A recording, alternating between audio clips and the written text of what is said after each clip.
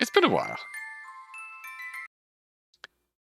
It's been a while, and need a bit of a refresher on what exactly has happened here. So, we have Maddie and Abigail in the woods.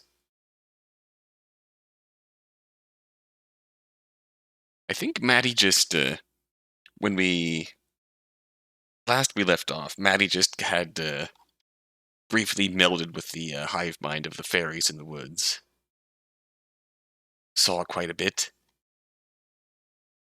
Let's see how far this history goes back here. Yeah, the fairies. Just feeling.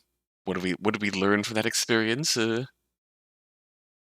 melding into the fairies.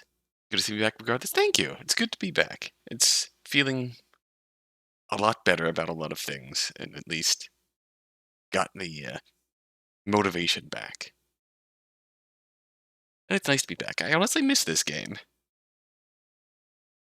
It's gonna take a bit. It's gonna take a bit to catch up and make sure that we are up to snuff here. But if I'm remembering correctly, where we left off on both sides of this story, we have Maddie melding with the fairy hive mind. How's everyone doing?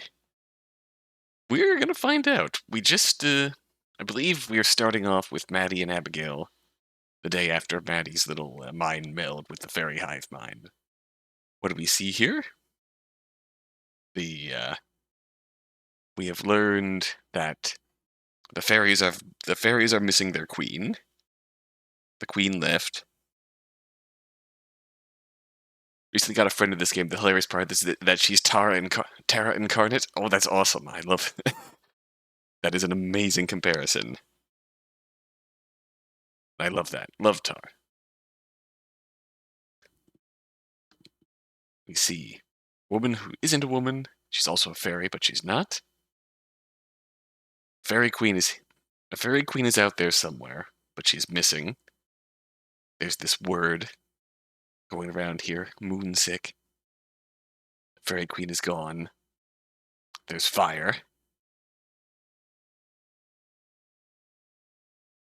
The fairies want Maddie to join them and be their new queen, but Abigail's not so keen on that, and it feels really weird to go diving into the hive mind out of the blue when we're trying to escape here, but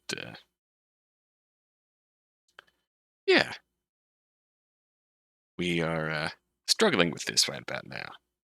And I believe on side Morgan and Tara, Morgan just had a really bad time because her mom, who's not her mom, hijacked her body and used it to burn down the ancient tree at the core of the forest. So yeah, Morgan's having a really bad time. Tara's having a really bad time. Tara's still grieving Maddie's death. Tara had been yeeted into a wall by Evelyn. And yeah, it's bad times all around. The one upside to Tara and Morgan right about now is that they had a relationship upgrade. And that's really wholesome and good to see. It's like the closest relationship Morgan has ever had. And honestly, it's something new for Tara too, but it's wholesome and heartfelt. They both mean it. They're going to work on it. Anyways, let's continue. Mind if I join you? I gesture at the open spot beside her. Please do. Oh. Wordlessly, she rests her head against my shoulder. Headache still? She nods. I'm afraid so. Our encounter there sure didn't help. No doubt. I'm sure. It gave me a headache of sorts, too. More of a notion that I can't get out of my head. The fairy's outstanding offer sits with me. As hard as I try, I can't fully push the idea away.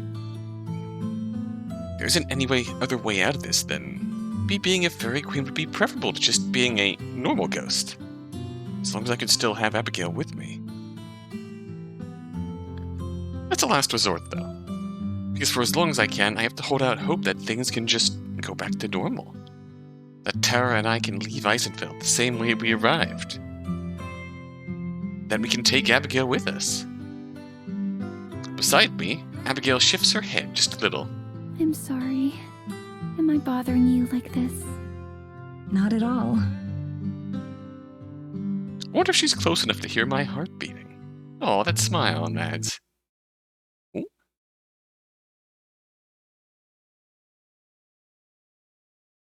I don't know, remember what happened to the fairy Marie Antoinette?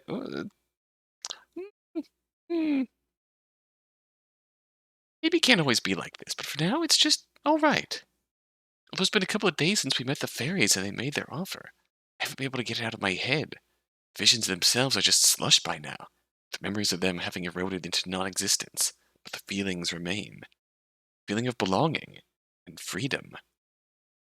There's something else I can't get out of my head, though, and she's sitting right beside me. Madison, here they come. Sure enough, a mother deer and her fawn come traipsing out of the bushes, no doubt on their way to get a drink. The starlight and the waxing moon make them look like ghosts at first, barely visible in the dusk. Upon entering the clearing, they see us and both freeze. Abigail smiles encouragingly, reaching out a hand towards them. After a moment's hesitation, the fawn takes one tentative step towards us, then another, and another. This one's name is Alma. Oh, Alma. Hello, Alma. Aw. I greet it the same way I would greet my friend's dog or cat. Deciding we're not a threat, the mother deer goes to the pond while the baby one creeps even closer. Abigail never moves toward it, never pushing too far.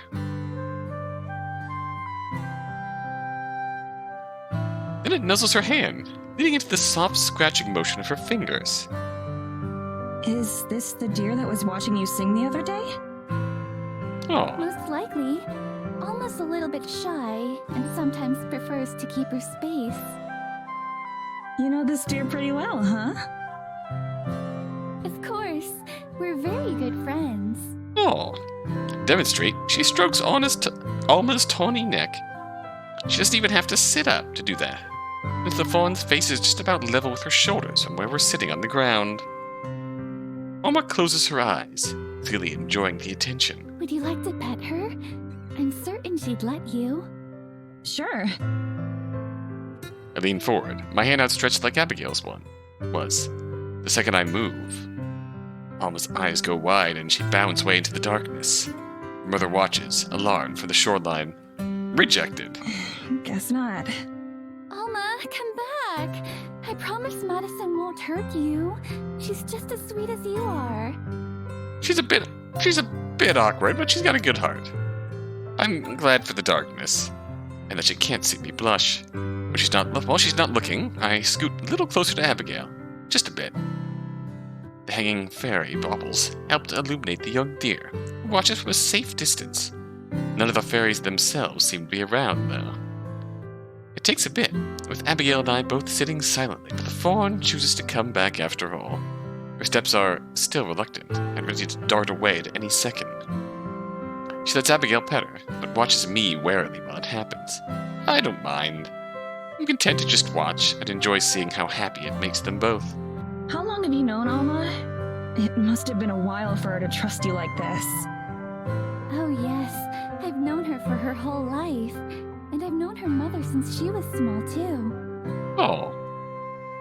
Abigail waves at the mother deer by the pond, who's returned to sating her thirst. That's amazing. You can only imagine the patience, time, and dedication it must have taken to earn the trust of the woodland creatures. Still, all things considered, I'm not surprised they'd make an exception for someone like Abigail. She exudes comfort. I'm not sure how else to describe it. I've certainly never felt anything like it before. Maybe being this close to her is just as comforting for the deer as it is for me.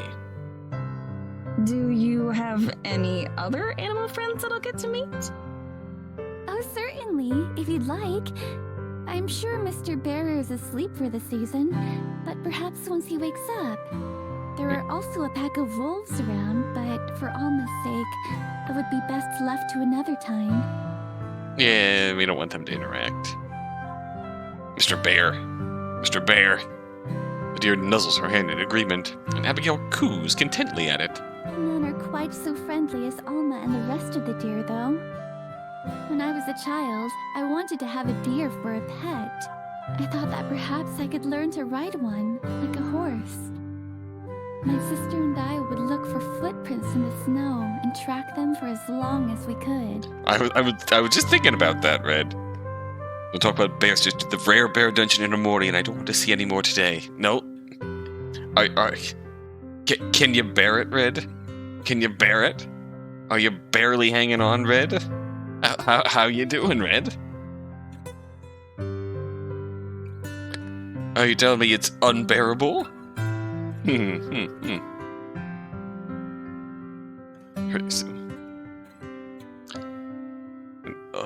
Oh, I just missed a mention of her sister. We'll redact you if you don't stop. She looks up at me, smiling despite the melancholy tone her voice has taken on. Her sister and her tracking deer. Never got very far, of course. Hardly a few feet into the forest. But to children like us, it was quite an adventure. Let's not forget that her mentions of Abigail's sister is seems to be a sore subject for her. We don't know why, but... You must miss her a lot. Abigail hardly ever mentions her family. Imagine that despite how long it's been, the memories must still be painful. She smiles thinly. In a sense. The deer is still luxuriating under her caress. Her hand moves rhythmically and gently, alternating between petting and scratching Alma's neck. She relaxes a little, resting against my side but continuing to pet the deer. More than anything, I think I miss the days of wonder and awe, back when the forest and all of its creatures were still a mystery. Sometimes I wish it could be like that again, that it could be unknown. You wish that you hadn't met them? No, not at all. At least, not given the circumstances. I'm quite grateful for the companionship they've given me. For so many years, they've been one of the few sources of company that I've had. If I can make a comparison, feels like the relevant feeling that Abby's referring to here is like, you always see the thing going around that what's a video game that you wish you could wipe from your memory and experience all over again? Sort of that feeling. You treasure the memories that you have with it, but the awe of experiencing it for the first time is something that you would want to experience again. But while my love for them has never diminished, I've come to the conclusion that it's grown to the most it can grow as well. That's simply what the world had become for me. A small world of knowns, and nothing more. She looks away from the deer and back at me. A few tears spot her face, but she doesn't look sad. In fact, she's beaming. Oh! And then I met you, Madison. Moonlight frames her face. The lovely night sky, the fairy tale friendly deer, the ethereal woman. It's an image straight out of a painting. You were my first unknown in countless years. The first soul I could speak with that I didn't yet understand. Aww. And what a wonderful unknown you turned out to be. I'm frozen again. Never had anyone say anything that sweet to me. How am I supposed to respond to something like that? I try to calm my heart as it hammers into my chest. Looking at her soft expression only seems to accelerate its rhythm.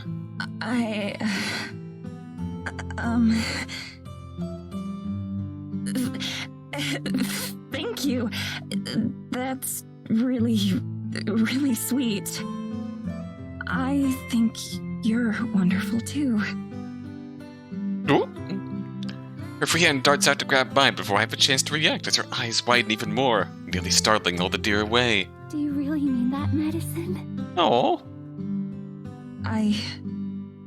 I really do. You're an incredible person. They're charming and awkward at the same time, and it's precious. I can't imagine having to go through what you've been through without losing any sort of capacity for joy. But here you are, still so full of energy and positivity.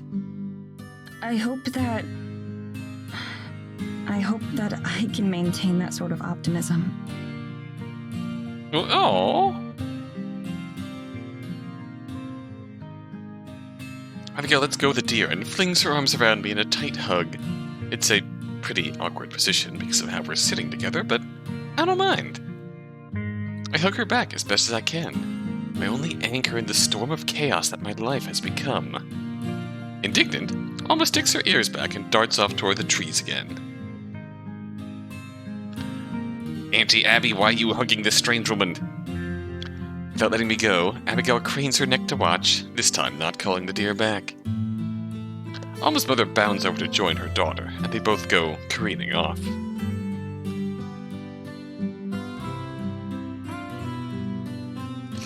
I lean my head down to rest against Abigail's in what has become a familiar position. When did we get so comfortable with each other? Being like this just feels natural. Also, yes.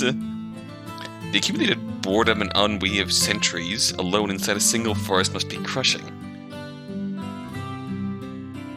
Like, it's no wonder that she's gotten to know all the various sorts of animal life. Growing and maturing and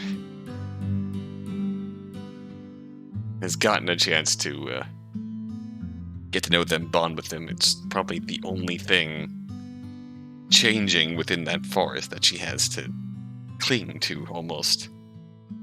And at this point, over centuries, it's... yeah. It gets a lot. It becomes familiar. Oh, yeah. Alone in the sense of having nobody else to talk to. Not totally alone. Yeah.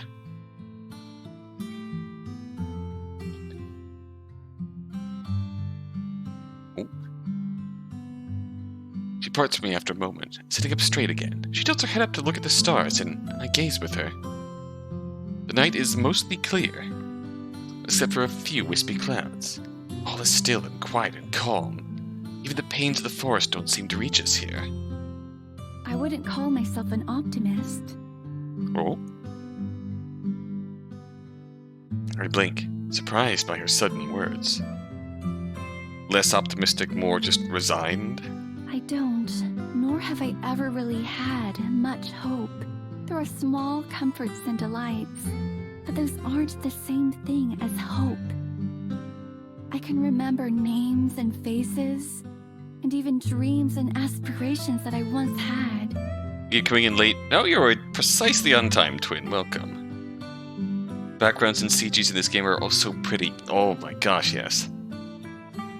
I am also a sucker for just nighttime CGs, night sky stuff in general, and that's really like the clouds in the sky that we just saw is really pretty. And this whole lake is just absolutely dreamlike and beautiful, and I just love all of this. But do you know what the most curious part of it is?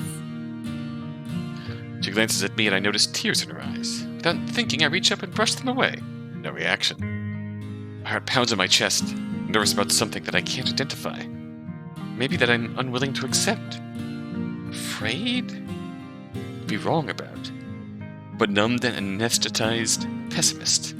That's an amazing way of putting that, Lilac. What is it? I can't remember how it felt for those dreams to be within reach. Even with my meager, lonely existence, there was still a chance. That hurts. As unlikely as it would have been, there was always the possibility that someday something would change. Something might happen. This is why she's been sort of, like, harboring this guilt at encouraging Maddie's hopes about getting out of here, because this is how she really feels. There was a light, so to speak, to look forward to. And the day that I died, that light went out.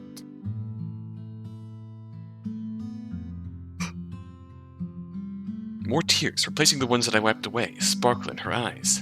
I moved to repeat the motion from before, but this time she stopped my hands, holding them in her own, between us. I never gave thought to what this unlife might be keeping me from. Not from the life I left behind, but whatever it is I would have been met with had I lived to the end of my days. For a long time, I considered myself lucky that I was free from hurt and pain and worry and loss. Even if they were predictable and boring, my years here in the forest haven't been unpleasant.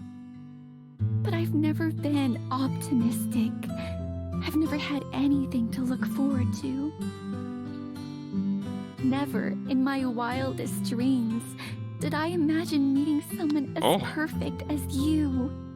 Never did I imagine that I would be happy again. Also shouting out the voice acting in this game for being amazing. I understand. I know what she's saying.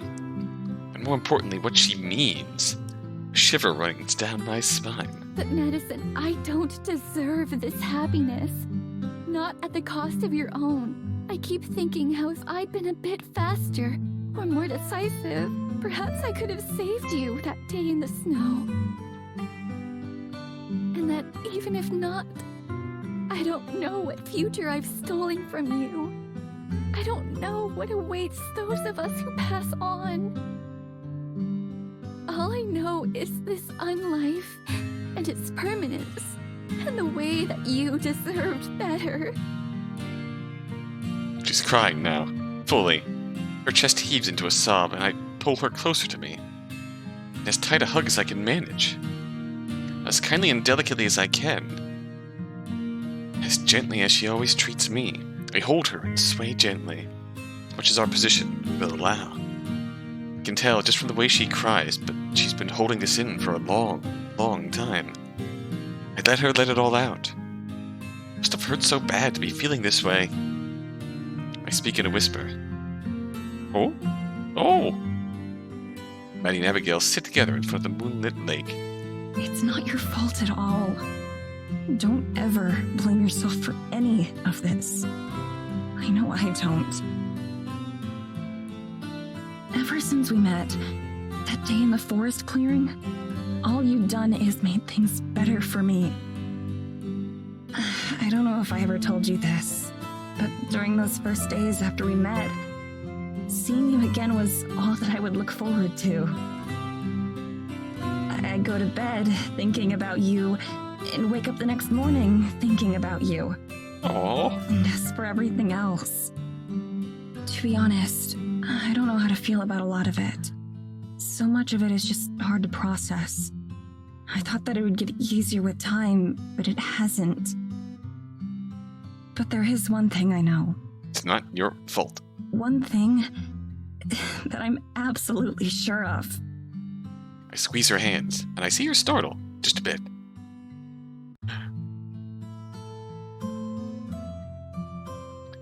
No matter what I'm missing out on, I'm sure I'd rather be here with you. I mean it. Every word of it. Never really put too much thought into an afterlife. Anything like that. Any time spent here with Abigail is time well spent. And if that means eternity, then, well, so be it. Beside me, Abigail gazes into my eyes wondrously. Her lips move as she searches for the words she wants to say. Madison. She shifts, so that the starlight caresses her face, perfect and yet not nearly as luminous as she is. May I kiss you?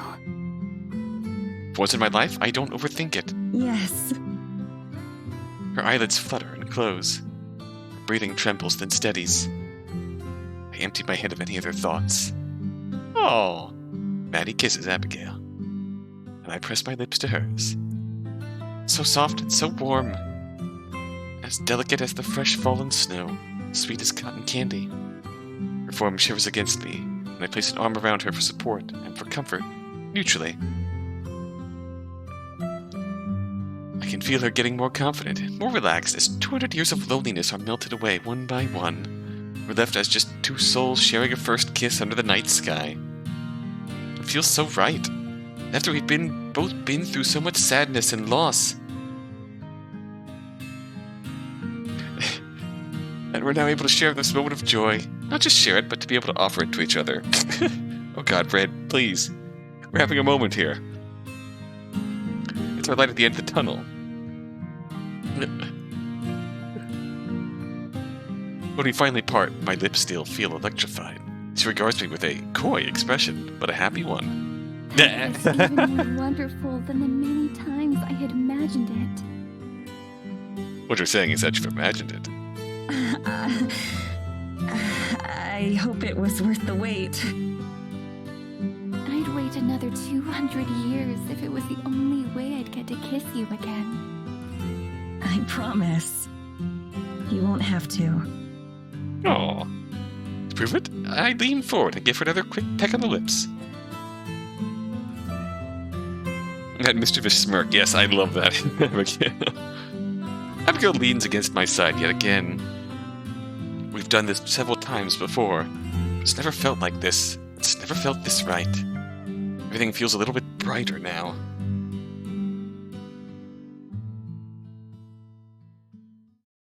Our next day passes blissfully. Wander the forest, seeing all our favorite spots. The comfort of our new relationship makes the time we spend together even more joyful. Everything is prettier when I see it with Abigail beside me. Ooh. That looks redder than normal. Although this is during the day. Of course, as has become our tradition, we end up back at the mystical fairy grove. We settle into our favorite spots by the shore with a perfect view of the pond. As much as I love films, I've never been a big fan of romantic scenes. They always feel so forced. The soaring music, the obvious atmosphere, the cheesy dialogue. They're so divorced from real life that I just can't take them seriously. But here I am, watching the sunlight reflect off the shimmering water of the lake as the woman I love leans against me. I think that maybe those scenes weren't so unrealistic after all. Madison. Look at them. They're just having a... What is it, sweetheart? No. Sweetheart? I don't use pet names. It's not like me at all. With her, I feel like it fits. I know that I've said this before, and will probably say it many times in the future, but today and yesterday have been some of the happiest days of my life. Mine too. And it's okay. I'll never get tired of hearing you say that. She smiles at me, soft as ever. But hidden in her expression and in her tone of voice, I can detect a tinge of sadness. Oh. I touch her face. Oh, there, yep. Good call, there it is. Running my thumb across her cheek, she closes her eyes and leans into the motion. Are you feeling okay? Some of Tara's words are rubbing off on Madison. Yes. Of course. Why wouldn't I be? We'd love to see it. I don't know. You just looked a bit sad. Maybe it was my imagination.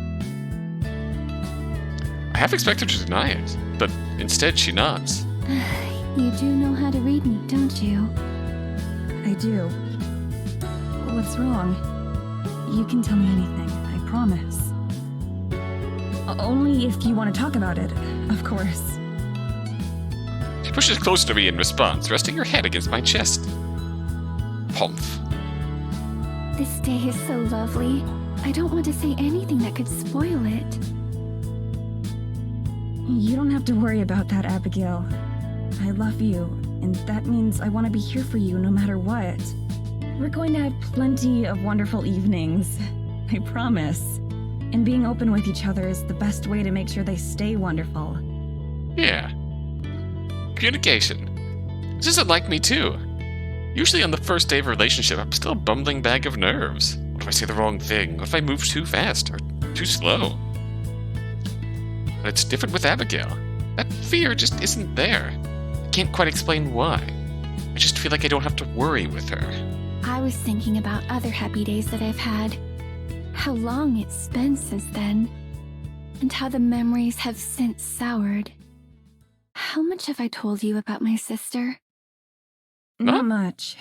You mentioned that the two of you were close, and that you spent a lot of time in the woods together, but that's it. And every time you brought her up, you seemed to get extra somber. We weren't just close. Helena and I were inseparable. Whenever anything went wrong, she would always be there to protect me. She swore that would never change. But fate had other plans for the two of us. She trails off. Every other time she's mentioned her sister, it's only in passing. Her story last night about tracking deer is the only solid detail I have about her. At first I expect her to stay quiet like before, but instead, she keeps talking. For as long as it's existed, Eisenfeld has had a curse, you could call it. A terrible monster who would destroy the village if given the chance. Oh. To appease its terrible rage, we would offer a sacrifice to it. Every generation, a new offering would be chosen. But it didn't just want flesh. It looks like it... Yeah, that's a tree. The head priest would take the sacrifice into the forest to be offered to the horrible spirit. The sacrifice's soul and the head priest's body would both be consumed. Oh. Then, the new head priest would emerge, having taken the form of the poor sacrificed victim. It was a painful reminder of those we had lost. Well, that's a heck of a tradition. Freya! Welcome!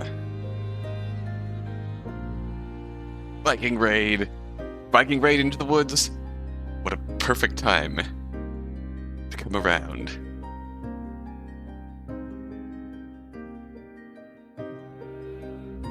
There we go. How was the Odyssey today, Freya and friends? Are you, in fact, winning today? Somebody has been spinning lies about appeasing the forest spirits. Indeed, Lilac. So, a head priest and sacrifice goes into the woods. Let's go, Sapphic Saturday, yes! Oh, you just missed... You did just miss,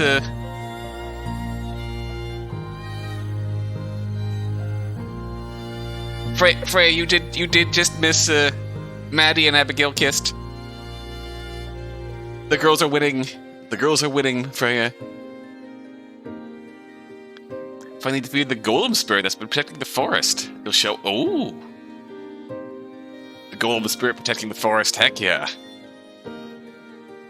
Come and bring your skills and help these girls defeat the evil spirit cursing this forest. You are just in time for that. But yes, the girls are winning, and you're honestly just in time to learn about the history of Eisenfeld. So the brief recap. Curse on the village, human sacrifice. The sacrifice and the head priest go out into the woods. The new head priest comes back, taking the form of the sacrifice. And yeah, like Lilac said, someone just clearly wanted a new form. And we happen to know someone else in this story who is clearly taking the form of someone who is now dead. 2 DPS, 2 healers, 1 tank, excellent.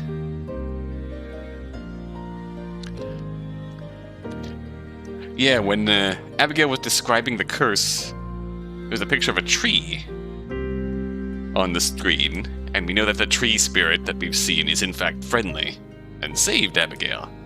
We'll probably get there, but...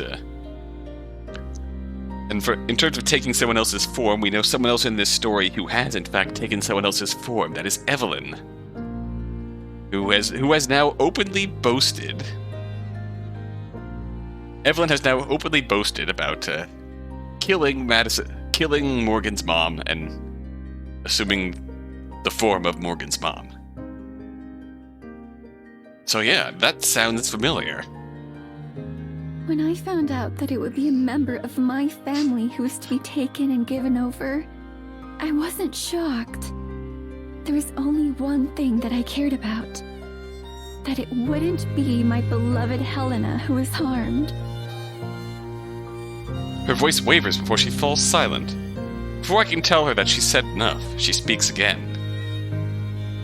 Really making you think. I couldn't forget the joyous days of our childhood. I couldn't let such a kind soul suffer such a horrible fate. It's free real estate, yeah. It's free. It's free body surfing. So, when the time came, I offered myself. I volunteered to die so that Helena could live. Something Hunger Games reference. And in that very moment, when our fates were sealed, I looked at them, at Helena. And do you know what I saw?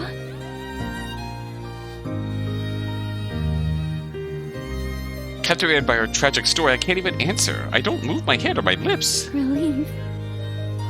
Ooh, that expression on Abigail's face. The supernatural will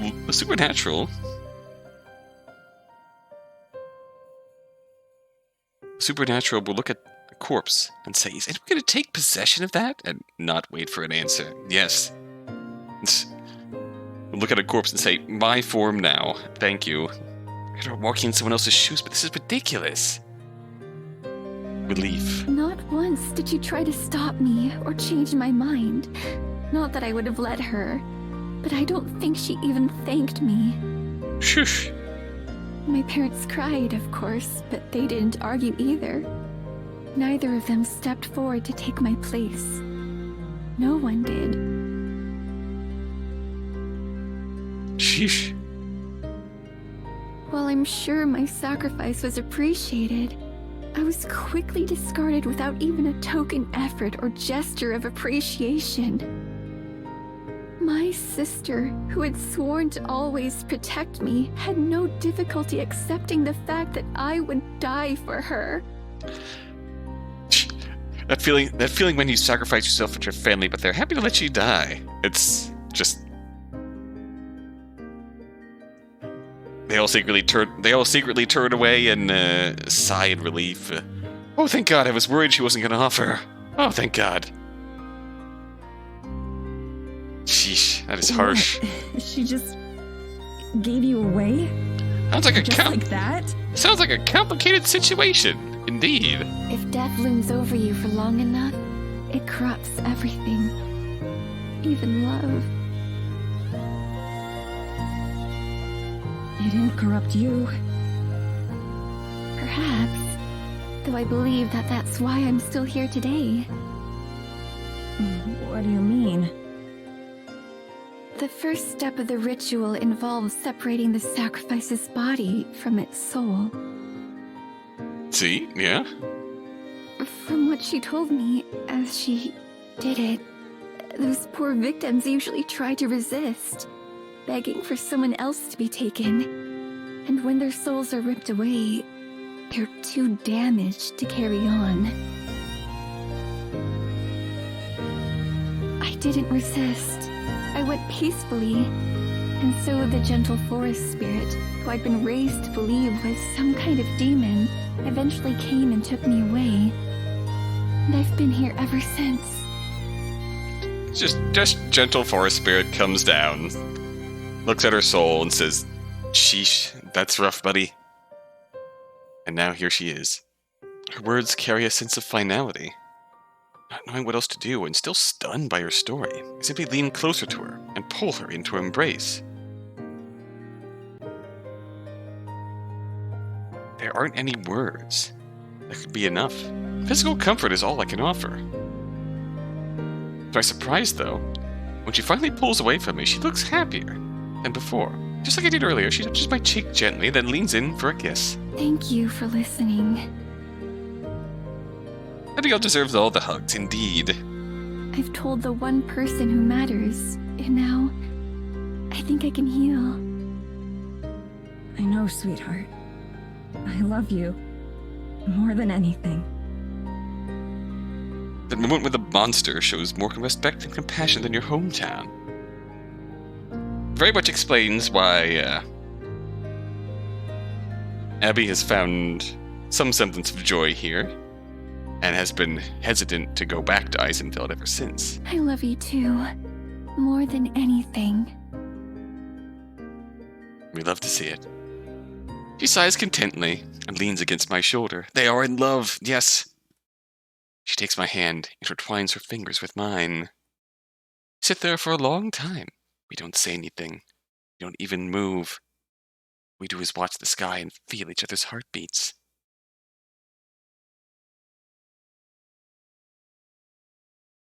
I wake up with a headache, and I know that something's wrong. Oh no, I'm alone. Abigail must have disentangled herself from my arms at some point, leaving me on my own. I get up and pace around the church, not seeing her. After a bit, I find her outside its doors. Good morning. Good morning, my love. Oh. Lips smile, but her eyes don't. It's a look I'm pretty familiar with by now. I slip an arm around her, so I take a spot by her side. Sleep okay? Well enough. I'm sure all of my nights will be better now that they're spent beside you. Oh. Can't help it. I kiss her on the cheek, and true joy brightens her face. How about you? Pretty good. I woke up with, a bad feeling, though. I've got a bad feeling about this. A bad feeling? About what? I'm not sure. My head kinda hurts, so maybe that's it? Actually, now that I think about it, this is the first actual pain I've felt since turning. It's not the worst headache I've ever had. Not by far. But it's enough to be annoying. Feels the same as being dehydrated or having a slight cold. Aw, poor dear. She stands on her tiptoes to kiss my forehead. Oh, kiss it, make it felt better. the same, actually. I had hoped that stepping outside might help, but it seems not. She rubs her temples. I notice just how ragged her eyes look. We are, in fact, really feeling it today. How long have you been out here? A while. Perhaps an hour or so. I was afraid I'd wake you. Nah, I slept right through. It's not just a coincidence that we both feel sick, is it? Something's going on. Abigail purses her lips. Her brief silence is enough confirmation. No, I doubt it is. It must be something to do with the forest. The trees before us sway in the breeze. To me, they look the same as ever. No traces of lingering sickness or pain. You felt bad the other day, too. When we first met the fairies? Was it the same thing then? Most likely. Changes in the air. Something's happening. And it isn't good. I think of the fairies fleeing some unseen terror. Is it Evelyn? I half expect her to shake her head. I want her to say no, but she nods. I think so. I don't know what she's done or why. Also, just not to harp on a minor detail, but just that almost whispered quality with which Maddie said Evelyn's name just immediately conveys the fear that she brings. But this can't all be coincidence. Love that. I nod, my thoughts turning to Tara and Morgan. I wish they would just get out of here. Leave me to my fate and escape. Let Evelyn do whatever it is she's doing while they're across the ocean, safe. I know that won't happen, though. Tara's not the type to back down from a fight. And also, Morgan is also not backing down from this fight. Except this time I know she's hugely outmatched, even with Morgan's help. What about the forest spirit? You said it's a guardian of the woods, right? Why doesn't it stop her? I'm sure it's doing what it can, but it's just as intimately connected to the forest as the fairies are. Far more than you or I. So as the forest itself weakens, so does it. Worry creases her brow. Is there any way we can help? Not that I know of. I can tell she's not really happy with that answer. maybe we can think of something together. There has to be something we can do. Yes, perhaps. Big brain time. She looks up at me, adoringly.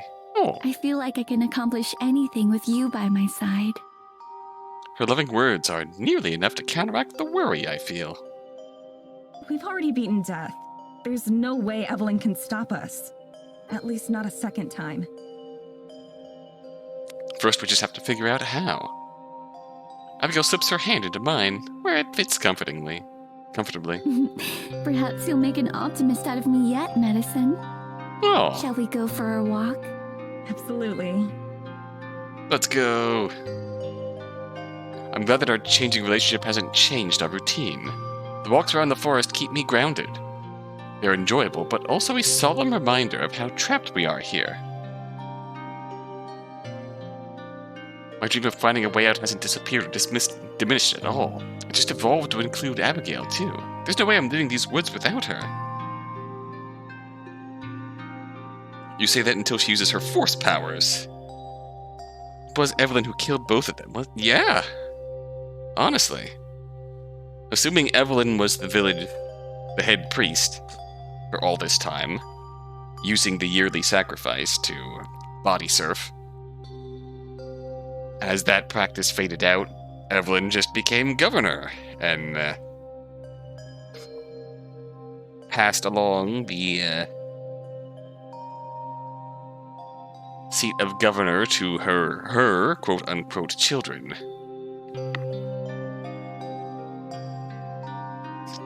It's a hell of an inauguration, or rather mayor. Sorry, not governor. Almost took out Tara as well. Yeah, yeeted Tara into a wall. She did not. To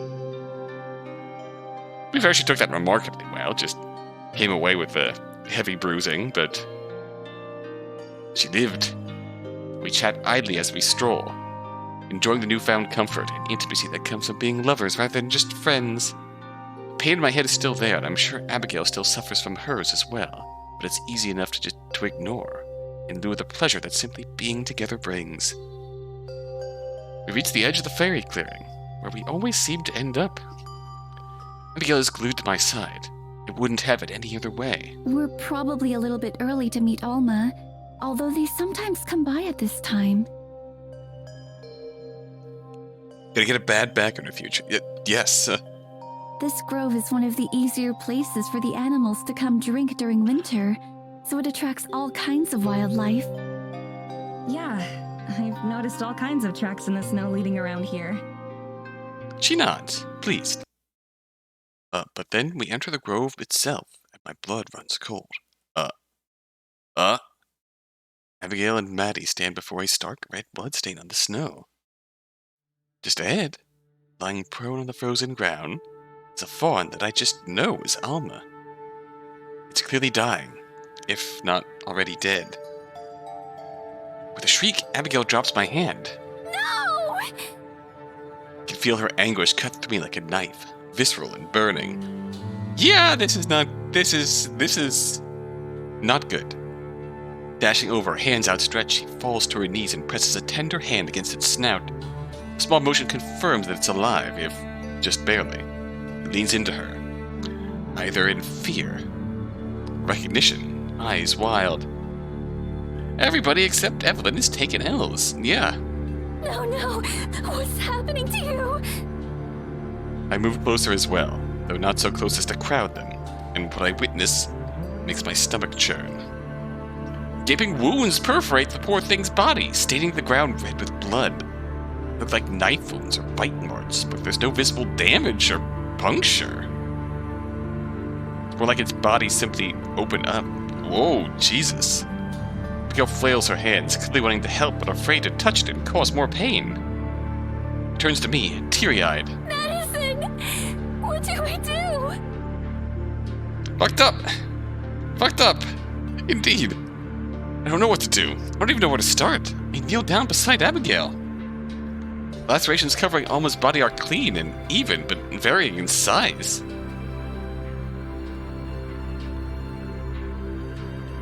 Some are minute, so small as to be nearly invisible, The largest is a gas that runs the length of her torso. Oh, God.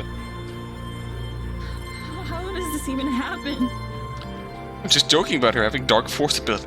Yeah. Yeah, this is... Through choking sobs, Abigail manages to answer. Magic! These are not normal injuries. Indeed. It's the forest. The forest is sicker than I thought. The forest is really feeling it. And all of its children are hurting for it, too. Really feeling it. So we get headaches while Alma gets... This. I shudder. Is it random? Could it have just as easily been one of us lying here, bleeding out? Maybe our ghostliness is more of a blessing than I thought. When used a healing spell and rolled a 1, yes. Maybe our ghostliness is more of a... Yeah. Though without it, we wouldn't be affected by the forest's illness at all. Leaning over, I gently stroke the deer's head.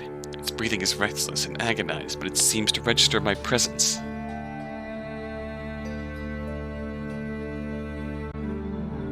If only we had a national park girl to help. You know, I think I think we would have a dead national park girl in this situation, Freya. I think it would be the national park girl who would be suffering from magical stab wounds. If there was it's... We are feeling it now. We're seeing the consequences of Evelyn's destruction of one of the trees. One of the primal trees of the forest. Abracadabra.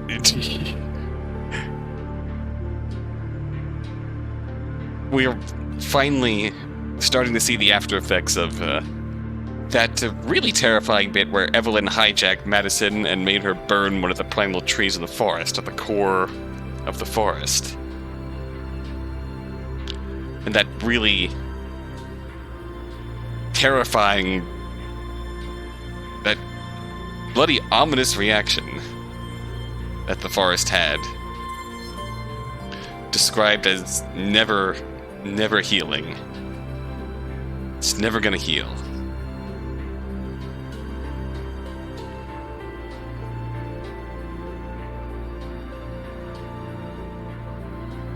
God, it's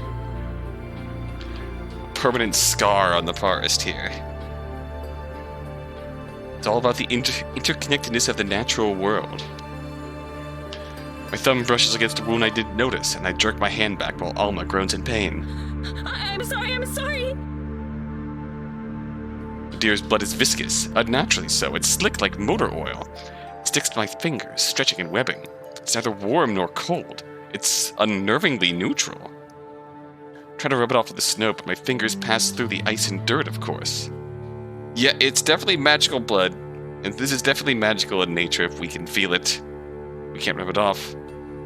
My hand trembles with a disgusting feeling that it'll never be clean again. Abigail is still beside herself, wringing her hands impotently. There's nothing that either of us can do. Just sit there and wait as Alma passes away in agony. But then... Ooh. A tremor reverberates through the clearing. Imagine not washing that off. Imagine not being able to wash that off. The ground shakes and snow is rattled from the branches. Fairy baubles dance up and down. Abigail and I both face the forest in the direction of the sound, already knowing what's coming. Hello there! The forest spirit strides into view, as tall as the trees, but no taller. It brushes past trees with no notice of the branches and snow that it disturbs. It strolls into the clearing and acknowledges us with a level gaze. It's been a while since Abigail and I have been by to see it. The deer looks up at the forest spirit with pained recognition, its eyes wide and breathing shallow with pathetic relief. Abigail looks up at it too, tearfully, clearly glad to see it. The spirit looms closer, its great presence alone seeming to revitalize the air around us. My headache vanishes in an instant. Forest spirit sees the deer and becomes John Wick. Yeah, honestly. It feels like the forest spirit in this sense almost serves as a psychopomp of the forest.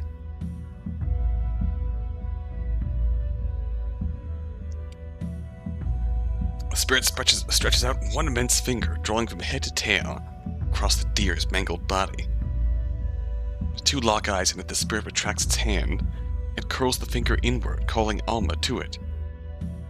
One motion, the deer's eyes roll backwards as life exits its body. At the same time, its spectral form, ephemeral and perfect, rises from its corpse. Boundless as in life, it gives us one last glance, and then it springs across the fallen snow before vanishing into thin air. Gone to join some spectral herd somewhere. Abby wipes her eyes of tears and stands. She moves to the spirit's side and gently pats it. Thank you. I'm glad you came. The spirit's shoulders sag, its branches hanging low and still despite the slight breeze. Notice what look like burn marks on its hide, and part of its wooden skin is blackened and dark. Without a doubt, it's Evelyn's doing as well. Reminded of an old man putting a child to rest. Sorrow and surely pain as well weigh heavily on it. Wonder how it knew to come. Did it feel Alma's pain? Perhaps Abigail's? Bearing the emotional weight of an entire ecosystem, my heart aches for the spirit, as well as for Abigail, who seems forever hurt by her powerlessness. The spirit and I meet eyes again, and I bow my head in reverence. I don't know it well enough to speak to it like Abigail, but for Alma's sake, I'm also glad it's here. It stoops down and picks up the deer's corpse. Blood now runs freely from the injuries, somehow not clotting, and I have to look away. Without a second thought for us, the spirit turns and leaves once more, going back the way it came. Abigail and I watch it go. In all, the encounter couldn't have lasted more than a minute or two. Long after the last of its footfalls have faded away, Abigail and I sit in silence. I hold her close until finally we return to the church. The rest of the day passes quietly, the earlier euphoria of our relationship being overshadowed by fear of the shifting forest. Though Abigail is never more than an arm's reach away from me, and usually closer, she's nearly silent. Her headaches returned not long after leaving the fairy clearing, stronger than before. Now, some combination of pain and sorrow keeps us silent. At some point, I reach for her hand out of habit. Oh, that's when it happens. My hand passes through hers, as if she isn't even there. Abigail! It's the first thing that comes to mind. With a fright, she leaps up, searching around for the source of my panic. Seems she didn't even feel it. Oh no! Look! Reach for her hand, and once again it passes right through. It's like when we first met, before we could even speak with each other. She understands instantly. Oh no. Oh no, no. Not like this. Not like this. What's happening? Are you okay? Do you feel any different? Don't know enough about magic to even start to guess why this might be happening to her. Should we take you to the forest, Spirit? Or get you some rest? Or... Madison, it's not me. No, not like this. Give me some not like this in the chat. What? We just had a relationship upgrade. Not like this. It's you. Not like this. Look down at myself. Panic. Shred off my whole body is slightly transparent. I can see the floor of the church through myself. Oh shit. Rudigo hits me, and I stumble. Abigail lurches forward to catch me, but of course she isn't able to. Dread fills my heart. Please, no, not again. What do I do? I slap my hand. A pathetically ridiculous action. Can't even feel it. My own hand goes right through me. Shakily, Abigail stands up, holding her head. Something's happening to the forest. This must all be connected somehow. Things are getting worse. It's simply impossible otherwise. Things are getting worse. What could Evelyn be doing? Whoa, we just blipped. I know that she has to be involved. I don't even have to ask. I have no idea.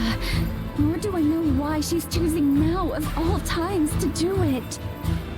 Do you think the forest spirit can help us? The forest spirit is all I can think of. The only ally we have. At least it's a powerful one. Abigail looks away. I'm sure the spirit was her first thought, too. Perhaps. We can try. We haven't seen the tree yet. Hurry up and renew your spirit subscription, Madison. Wordlessly, she heads out of the church and I follow behind her.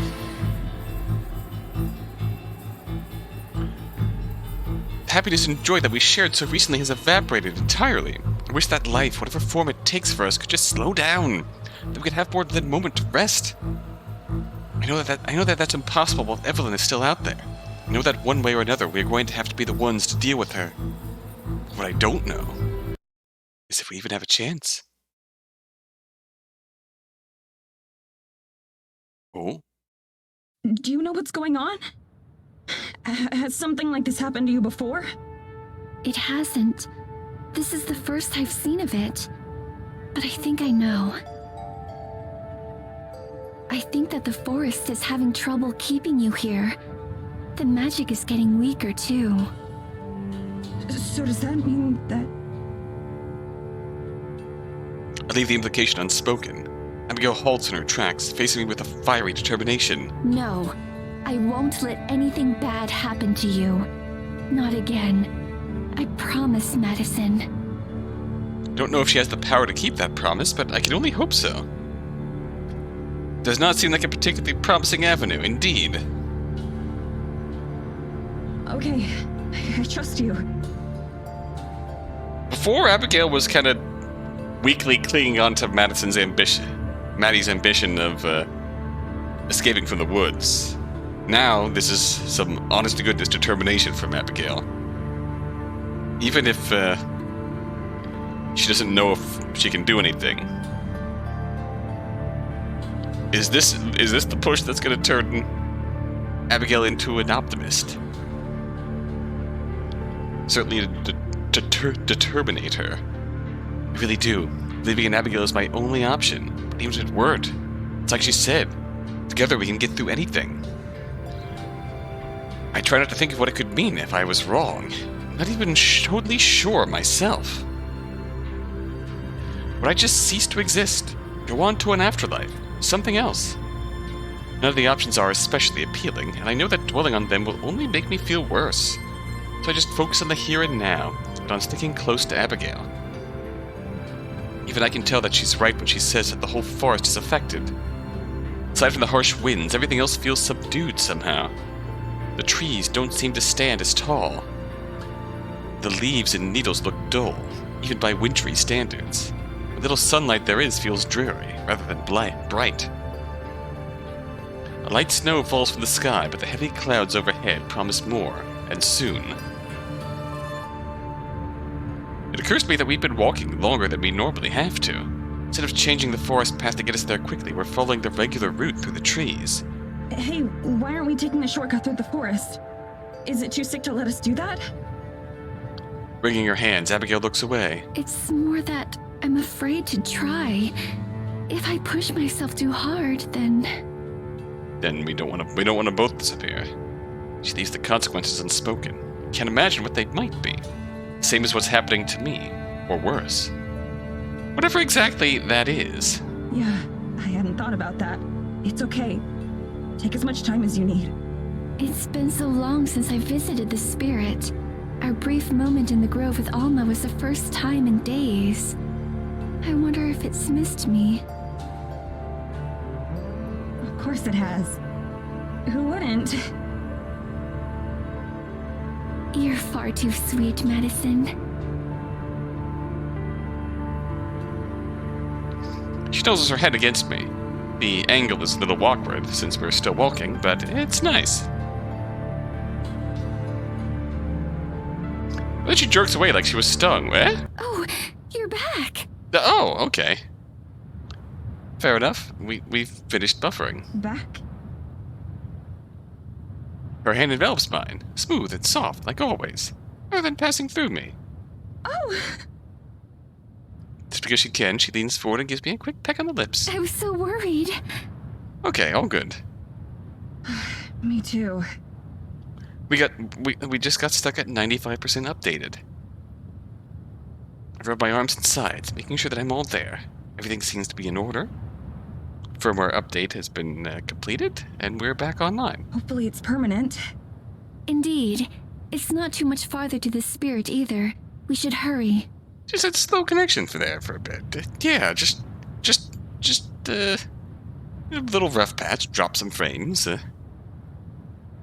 Sweat makes her brow glisten a little. She's definitely still feeling strained, even though I can tell she's trying to hide it. Don't push yourself too hard, sweetie. Oh. I won't. Still, despite her words, the longer we walk, the more visible a toll it seemed to take on her.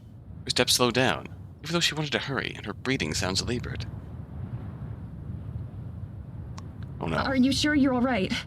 Now, let's not immediately swing the other direction now. Just please I'm take fine. care. It's just... Don't want anything to happen to you now.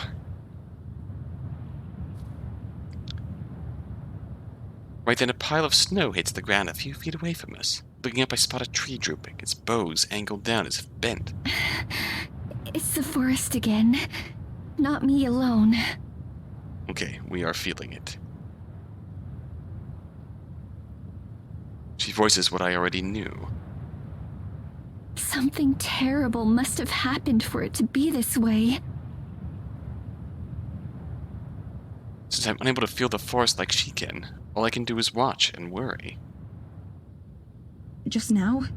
Or at least today? Maybe. Or we may only now be feeling the effects. I'm not sure. Tell by the frustration in her voice that she's nearly in the dark, nearly as in the dark as about all this as I am. I have to remind myself that what she knows, she only picked up by intuition and years of observation. I'm fortunate to have a guide as knowledgeable as she is about our situation, even if she doesn't know everything. I know when we're getting close to the grove of ancestral trees for the change in the air, and the way that the trees are larger than before. The profound sense of being watched and of primal energy is still present, but even that feels mellower. Or maybe strained. Through everything, there's also the acrid smell of smoke. Oh dear.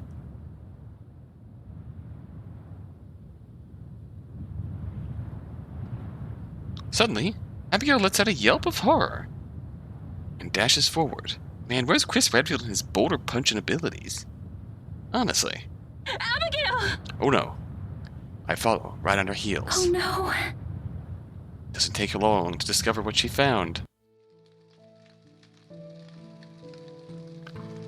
Where once there was a mighty tree, all that remained is a blistered and charred husk, blackened by flames. A painful buzzing penetrates my head, nearly unbearable, and all I can do is watch in horror as a foreign sorrow emanates. Even I can tell that this is the forest crying out. Here at the locus of its pain, even I'm affected. Can't imagine how Abigail must feel. Fingers run across the damaged wood as if searching for a sign of life. I have to remember that this isn't just another part of the forest. This is its heart, its very soul. For so long, it was also her home. How did I not know? I've been so happy these few days that I must have blinded myself to the pain of the forest. From behind, I wrap my arms around her, pressing my face against her shoulder. I'm sorry. It's not your fault, though. Even if you knew, you couldn't have changed it. If anything, we were lucky to have those few days. She clings to me, pinioning my arms into an even tighter embrace. As I feel her cry against me, my own uselessness feels like more of a curse than death ever was. Wish there was some magic word or spell I could use to make things better. Everyone except Evelyn taking L's. Yep. All I can do is hug her tightly and warmly and hope that I'm as much of a reassurance for her as she is for me. Then without warning, I once again see my arms go transparent, and the feeling of Abigail against me disappears. Though this time it's not as big a shock. It's still a reminder we don't have long to wait. Abigail notices and steadies herself alone. Let's keep going. The spirit must be around here too. Why doesn't it stop, Evelyn? Isn't that its job as guardian? It probably can't. I'm sure it wants to, but it relies on the forest for strength. So if the forest is weak, then it must be too. In fact, that may be Evelyn's intention. That feels likely. The sinking feeling in my stomach intensifies. If she's even stronger than the forest spirit, then what hope do we have? Don't voice that fear, though. I'm sure Abigail's already worried about the same thing. It isn't much longer before we encounter the spirit. At first, we almost miss it. The forest spirit stands idle in the clearing, as if lost in thought. It barely seems to notice us when we approach. The slight tilt of its head is the only acknowledgement we get. It's small. Smaller than I've seen it before. It's barely as tall as I am. It's hot, Fran! Oh! Evelyn refuses to 1v1 the Spirit Fairy. Yeah.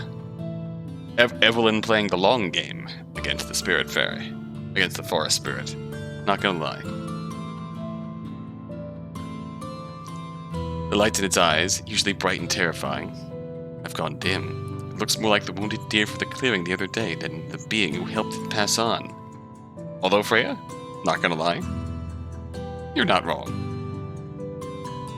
Just like the trees it protects, its branches sag and are bare. The bird nest is gone too, yeah. The light's gone from its eye, and the bird's nest is gone. A few have jagged ends as if something snapped them off. None of the wildlife that usually accompany it is around. Instead, it seems alone and abandoned. Though it hasn't been long since we saw it last, it looks significantly pained. What if its salvation of Alma was taxing on it? Abigail cries out again, just like when we came across the burned tree. As anguished as she sounded then, this time it's even worse. I hang back as she runs to its side, not wanting to intrude on a private moment. She places a hand on its leg, crooning something that I can't make out. The spirit tilts its head a little bit more to face her, but the motion is stilted and janky. Exhausted and sick as Abigail seems, the forest spirit seems to have it 10 times worse. Understandable. Ooh, makes a mournful sound, a deep and sonorous hum. It seems to echo and reverberate off the trees around us. Though I can't understand it like Abigail can, the pain and suffering in its tone is obvious. Judging by the mood eye, it is feeling blue. Abigail presses a cheek against it, patting the creature gently, the same way she sometimes comforts me. I look down at myself. Shimmery and transparent. Oh no. I'm pretty sure we won't be getting any assistance from the spirit. A wave of nausea hits me as I ponder just what that means. I don't have any backup plans. If Abigail does, she doesn't mention them. Is my only choice just to stay like this? And hope my condition doesn't get any worse? Ever since I came here to the forest, it's felt like I haven't had any control over my own fate. I can't help but worry this moment with the final nail in the coffin.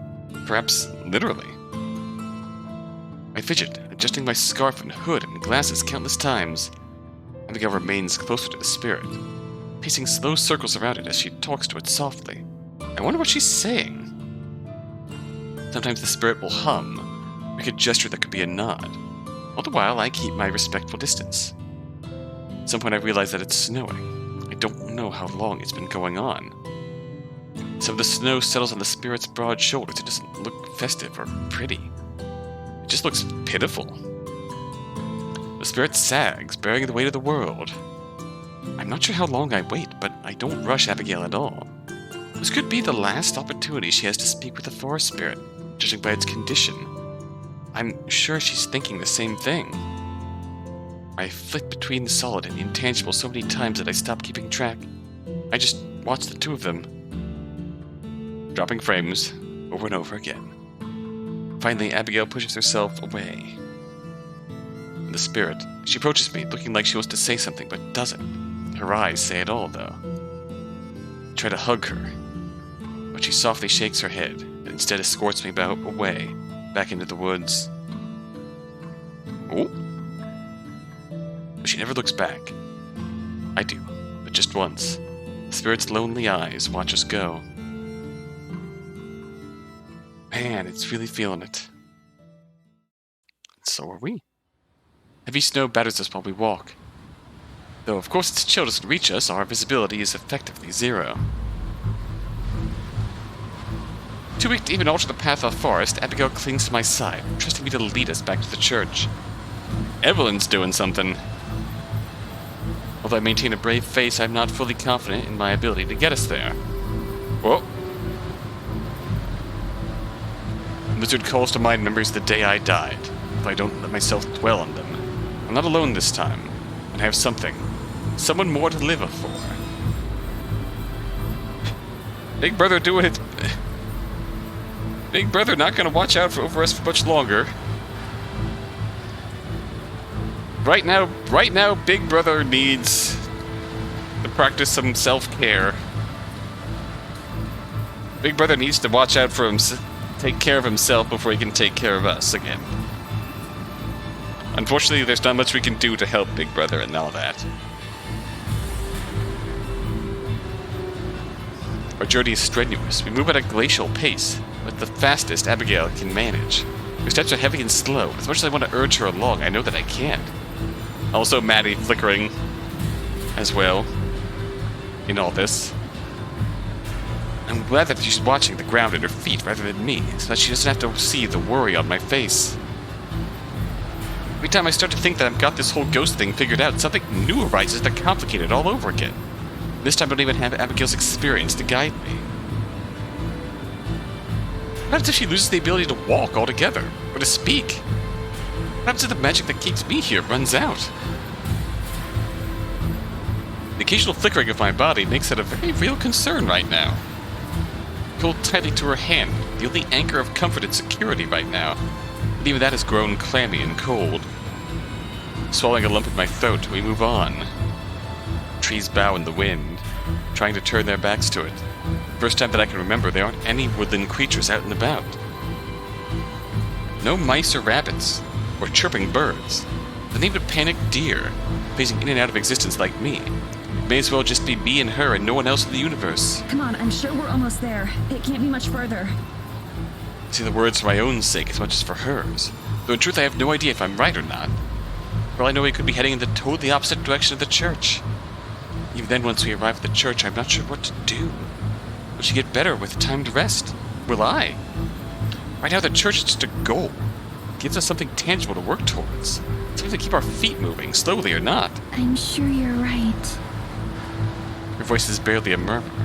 I only hope that she's saving her energy on purpose. I'm afraid to ask. I wonder how much of what's happening is by the mayor's design.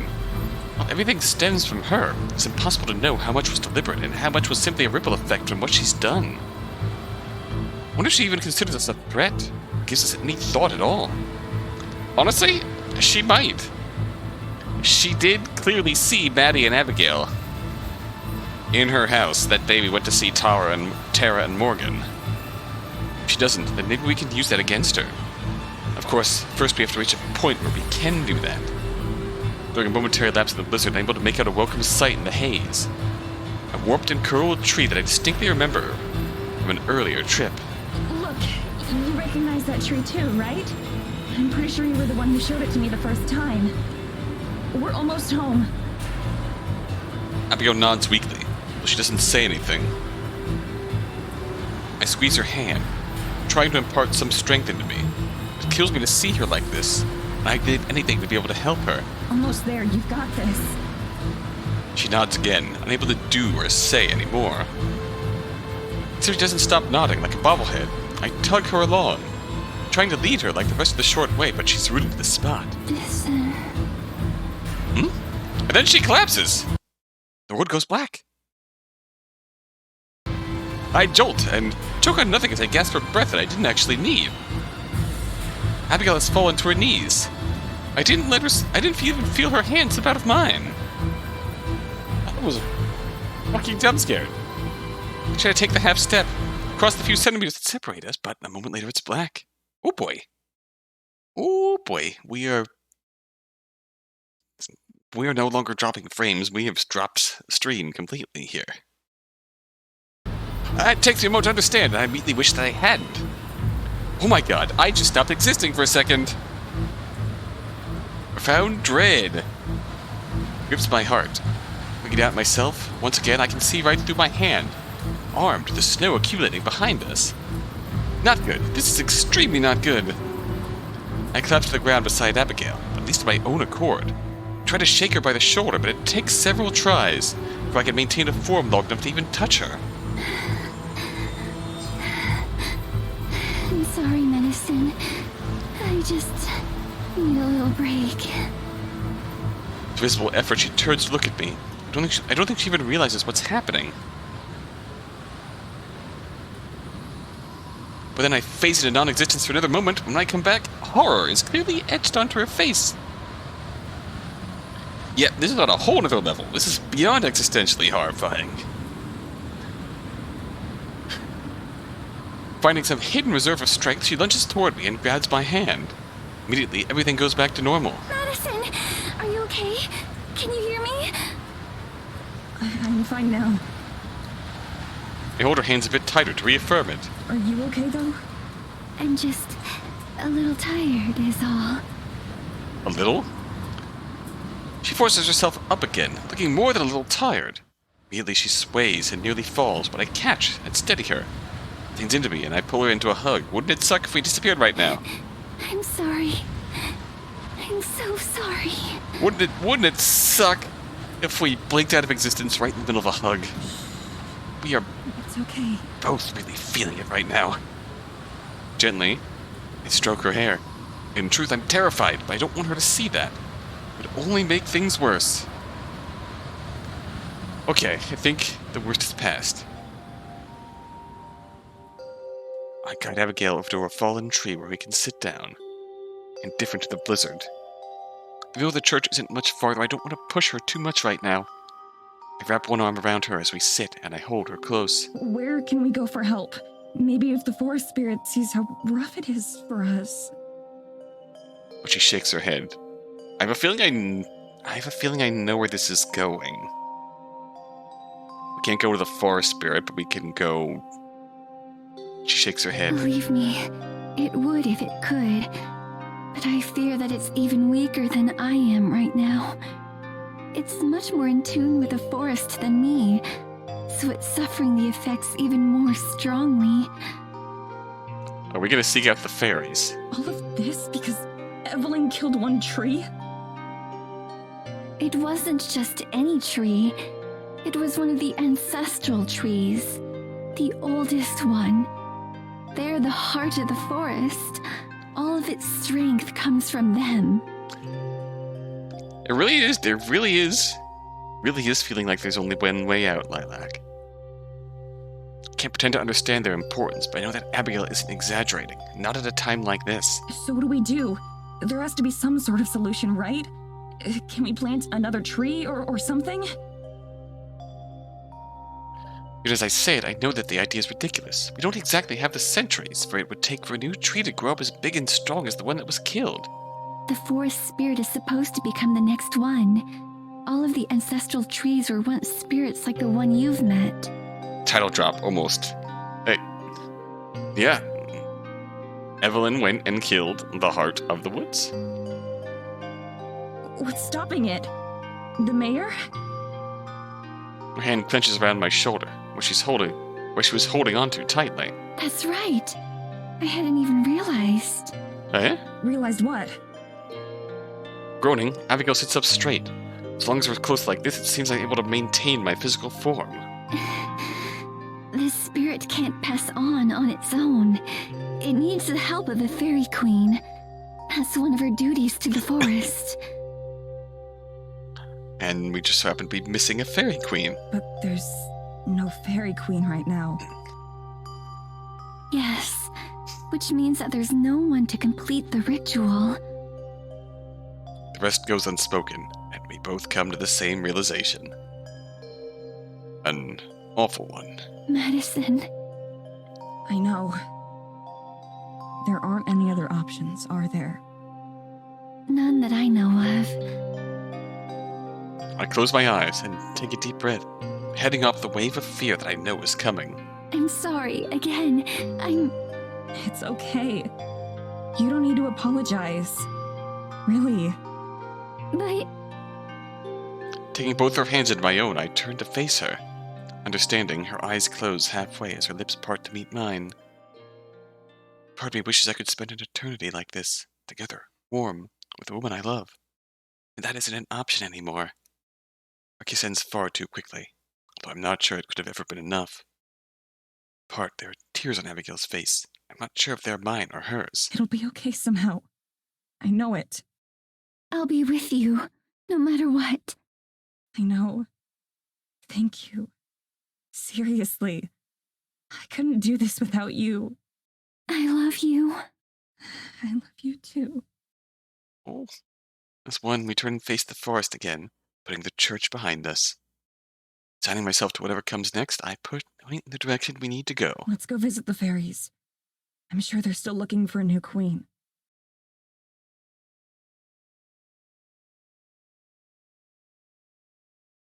Once again, we reach the grove where the fairies nest. It occurs to me that is the only part that seems unaffected by the forest sickness. The trees are just as vibrant as ever, and the pond is just as crystal clear. We stumble into the middle, near the shore of the pond. Abigail takes several woozy steps, and I hold her shoulder to keep her steady. Then I flicker, and she starts to fall, barely managing to keep her balance. We are really feeling it. Forget days, or even hours to find another solution. We might not even have minutes. Hello? I called out, a bit surprised that none of the fairies have come to greet us. Watch the trees and listen for the buzz and flutter of wings. And it remains silent and still. Hello? Fairies! It feels a little absurd and on the nose, but I don't know what else to say. There's no response. Please, we need your help! Might as well be shouting into the void. There's not even a single rustle. Notice that the birds who used to nest in the bushes seem to have abandoned the place. Tendrils of fear creep through me. What if the fairies are gone too? Madison. I turn towards Abigail, but she's not even looking at me. Madison. Just murmurs my name over and over. I steel myself and face forward. For her. If you can help us, I'll find you a queen. Even if it has to be me. My voice sounds stronger than I feel. Oh, I didn't even notice that. Abby's transparent too. Seconds pass. Nothing.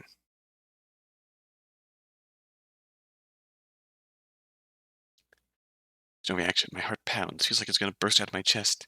Beside me, Abigail has fallen silent, swaying on her feet, but looking as if she might collapse. All of her trust and hope has been placed in me. I can't let her down. I won't let her down. Just as I gather breath to yell out again, I start to hear a faint buzzing sound deep in the trees. Flickers, far away, but getting closer. I realize it's many somethings. Tiny lights spark to life, woven throughout and across the trees like Christmas lights. Those and the growing buzzing herald the arrival of the fairies. They burst from the trees as a swarm, nearly enough to darken the sky overhead. Like before, 3 break from the rest and swoop toward us. There they are. Recognize them as the 3 I spoke to before. The ones I named Hai, Anan, and Frio. You're back! To be queen? We've been waiting. They watch inquisitively while the rest swarm hover overhead. Isn't what I want. I still barely know what being a queen would entail, much less a fairy queen. All I have is one short vision. It's not like I have time to research or to learn. There's not time for anything else. It's this or disappear forever. Lead Abigail to whatever fate she's suffering. Of course, that's not an option I'm even willing to consider. Put on the sternest face I can and lock eyes with the fairy in the middle. Only if you can help us. Wordlessly, the 3 fairies dart forward, inspecting Abigail and me. They communicate silently with each other, leaving me to wonder what they're saying and thinking. Hey, cute! Yeah. Mischievous, but cute. A minute later, they return to their position in front of my face. Name your terms. But are you sure? We think we know. We have come to bargain. If you make us human again, and stop whatever it is that's happening to us, then I'll make sure you have a queen. Whether it's me or someone else. Maddie very deliberate with her wording here. A queen! Who else could it be? We've spent so long looking. There's not much time left! For you or for us! What do you mean? What are you running out of time for? She'll make her move! Haven't you seen? The moonsick one. Moonsick? There's that word again. Moonsick one. You mean Evelyn? Evelyn! A human name! It must be her. I don't fully follow, but there's no one else they could be referring to. There's so much that I want to ask, but can't right now. How long do we have? Until the moon is at its brightest! That's when she's strongest. Will you be ready then? I'll have to be. I haven't been paying much attention to the moon, but I know that it can't be more than a week until it's full. Probably less. I really wish I had Tara's stupid shirt to use as reference right now. Tara. All this, I haven't really been considering that by becoming human again, not just a ghost, I'll be able to see her. That's at least one big upside, although I don't know where we'll even begin catching up. Still, that's something else to be figured out later. Facing the fairies, I nod. Okay. We can start preparing. Are you ready? It won't take long. Yeah. I just need a moment to get ready, too. The fairies flit off and rejoin the rest of their kind, not bothering to respond. That's fine by me. Turn my back to Abigail, who's been silent throughout this entire thing. First I thought maybe she'd passed out, but instead she's watching me with anxious eyes. Medicine, are you sure? We don't have much choice in the matter, hun. Softly, she leans against me. Well, she kind of falls. Yes, I'm sure. The fairies have all gathered near the pond. Close to one of the trees, they watch us intently, ruining the chance of any private moment. Kiss Abigail's cheek and feel her nuzzle against me for just a moment. I love you, Madison. She says it with much more strength than she's been able to muster so far. I love you, too.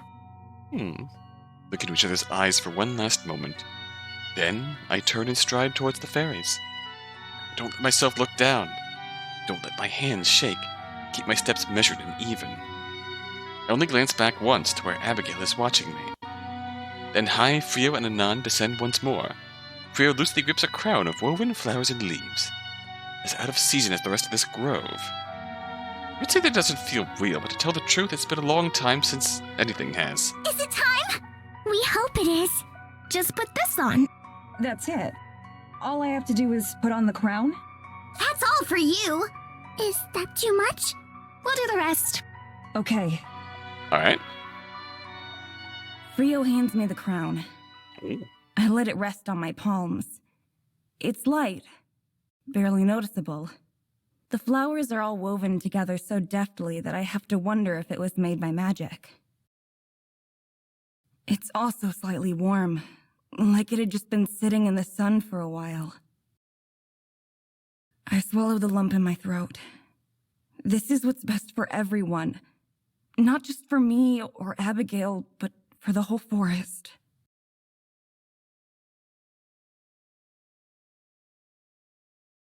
Maddie now wears a beautiful, delicate flower crown. Oh. With one swift motion, I reach up and place the crown on my head. It fits perfectly, as if it was made for me. I wonder if it was.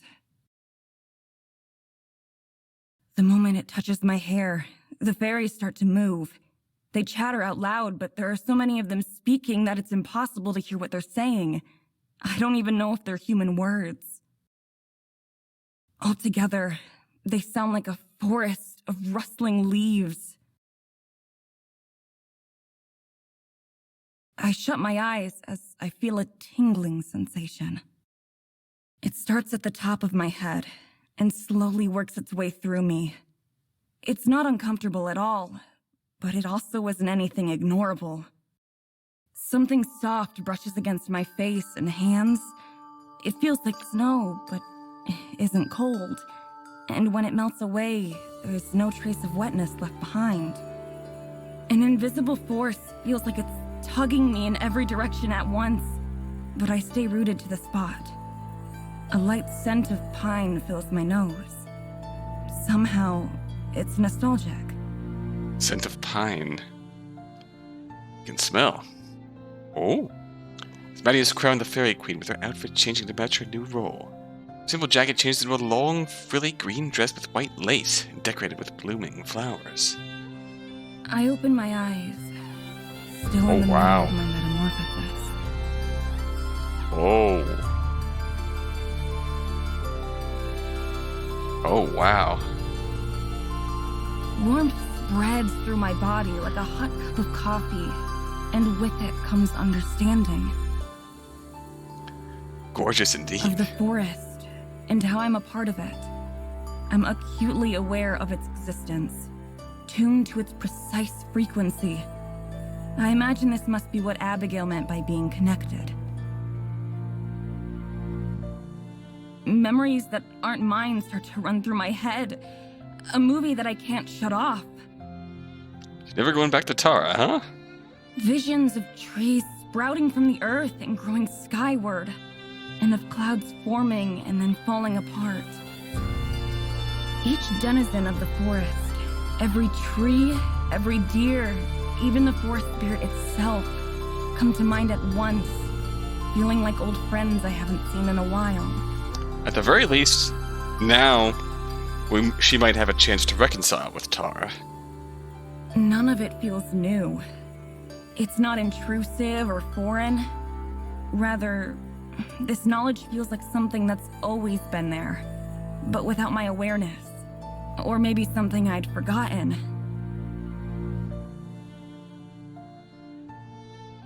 It's comfortable.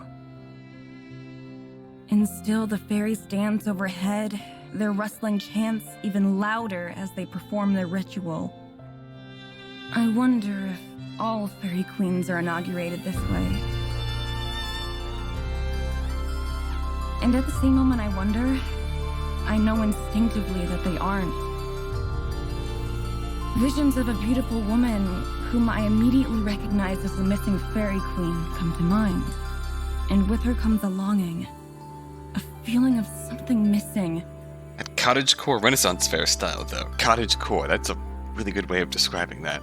Then as my thoughts turn, the vision and the longing are gone too. I can feel the Oh, there rustle it of is. cloth against my skin as even my clothes acknowledge the changes, taking on a life and form of their own. We get a wide shot. And wow. They lengthen and stretch and puff out, becoming a dress more elaborate and beautiful than anything I've ever worn before. Living, breathing flowers bloom from its hem right before my eyes, matching the crown on my head. I feel the magic work its way through, over, and around me, enveloping tightly. And then, as the ceremony comes close to an end, I start to feel it drain out of me. It seeps down and out, and back into the earth and air, returning to the forest that lent me its strength and trust to take on this role. As I heave a deep breath, the enormity of the responsibility that's been placed on me feels heavy, but not unbearably so. If anything, I'm reassured by the competence and power that I can simply feel that I have. I'm not invincible. I know that much. But for the first time in ages, I feel like I'm in control. I stumbled, just a little bit, as my feet touched the ground that I never knew I'd left. The instant that I do, the last of the shifting magic leaves me, although I can still feel it as part of the forest. Without anyone saying anything, without any confirmation, I simply know. It's done.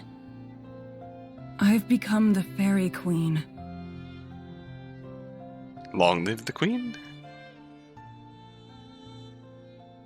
Oh, that fade out. Ooh, wow. Wow, wow, wow. Chapter 5. Oh, happy moment between them two. How cute does Maddie look at that getup? Oh, absolutely. Whew, amazing. Stunning, even. My first steps as fairy queen are shaky. At any moment it feels like my legs might give out from under me. Ooh. At the same time, I feel a strange sort of confidence and inner strength. I don't know if magic literally courses through my veins or not, but it feels that way. My next few steps as Fairy Queen are easier. I keep my gaze fixed on Abigail. As I make my way towards her, she waits impatiently, concern clearly etched on her face. The fairies buzz agitatedly over my head, darting and dashing in pointless patterns. If they don't vocalize anything, I can hear their voices directly in my head. Our queen! Welcome home. How does it feel? It's wild. I acknowledge their words. At the same time, I can feel myself being acknowledged. It comes as naturally as breathing. I promise I'll get to them in a moment. I have something to deal with first, everyone. Madison, are you alright? Maddie is now a fairy godmother. Yes. I love that. She clings to my side, her slender arms tight around me. Though I'm not shaking anymore, her presence is still infinitely reassuring. I press my lips to her head and we just sway gently back and forth. I can feel her, too, as a part of the forest. Her presence is as warm and comforting in my head as in my arms. I'm fine. I'm totally fine. Lot to get used to very quickly, but we are here. Probably feeling better than ever. Not gonna lie. It makes a sound that I think is a gasp, but then I soon realize it's a sob. Abigail cries against my shoulder, her arms tightening like a vice. Don't ever want to let her go. I hold her as tightly as I can, while her body is racked with sobs. Her breath and tears are warm, almost painfully hot. The thin lace of my new outfit does little to inhibit them. I'm so sorry that all of this is happening. I'm sorry. You owe us no apology. Gently, I find her hands and take them in mine. I squeeze them, trying to impart the same kind of solace that she gives me. None of this is your fault. It's okay. Really. I'm happy things turned out this way. I'm glad that I met you, no matter the circumstances. Her cries get stronger, and I drop one of her hands in order to brush her hair back from her tear-stained face. We hold each other tightly until she's able to calm down. Meanwhile, the fairies still continue to circle overhead, although they remain respectfully silent. Thank you for your tact. Finally, Abigail heaves a steady breath and steps back just a little bit. I'm sorry again. It was just that seeing you there with the fairy light. I mean, you looked beautiful. You still do. Oh. More than beautiful. But it made me again realize everything that you've gone through. Everything I've put you through. I press a finger to her lips. She looks up at me, surprise replacing the sadness. It's okay. I'd go through all of it again to end up here with you. I mean it. Abigail sniffles heavily. I can tell that she's trying not to cry again. You can make it up to me by getting out of all of this with me. She nods. That sounds more like a gift to me than the other way around. But I'll keep being selfish and take it. Good. Good. I want you to be selfish. It's okay to be selfish every now and then. Especially after 200 years of being here by yourself. You deserve a little selfish. Okay, we kiss quickly and briefly, then separate. Look up at the fairies above me, who are glad to be noticed again. Thank you for saving me like this. I owe you my life. Queen, somehow I've ended up owing my life to way more people than I ever expected to. The, forest guardian, Abby, and now the fairies. You have 3 days to keep it. That's right! You're running out of time! 3 days. We can't wait much longer! I know. I'll find a queen for you. I know that it won't be as easy as I make it sound. After meeting some of the Eisenfeld locals, I don't get the impression that any of them would be interested in the offer. Still, I have 3 days to figure it out. We'll be waiting. We know we'll see you again. With a new queen or not. Ritual finished, the fairies quickly disperse back into the trees. I'm glad there's no more ceremony or ritual to go along with my transformation. Alone with Abigail once more, I head to the shore of the pond so that I can finally get a full glimpse of myself. Fairy Queendom, Shareware Edition. Yes, your trial ends in 3 days. The difference being once your trial, if you're... God, it really is shareware, isn't it? Except if you don't pass it along before the trial ends, then you keep it permanently and you pay for it. I can barely recognize my own reflection. The girl staring back at me from beneath the water looks much more suited to the position of queen than I expected. She looks calm and confident. Like she's unafraid of whatever happens next. So, yeah. Subscription model that needs you to enter your credit card info to access the trial. Yeah. Spot on, Freya. Spot on. Subscription model that needs you to enter your credit card info to access the trial period. Yes.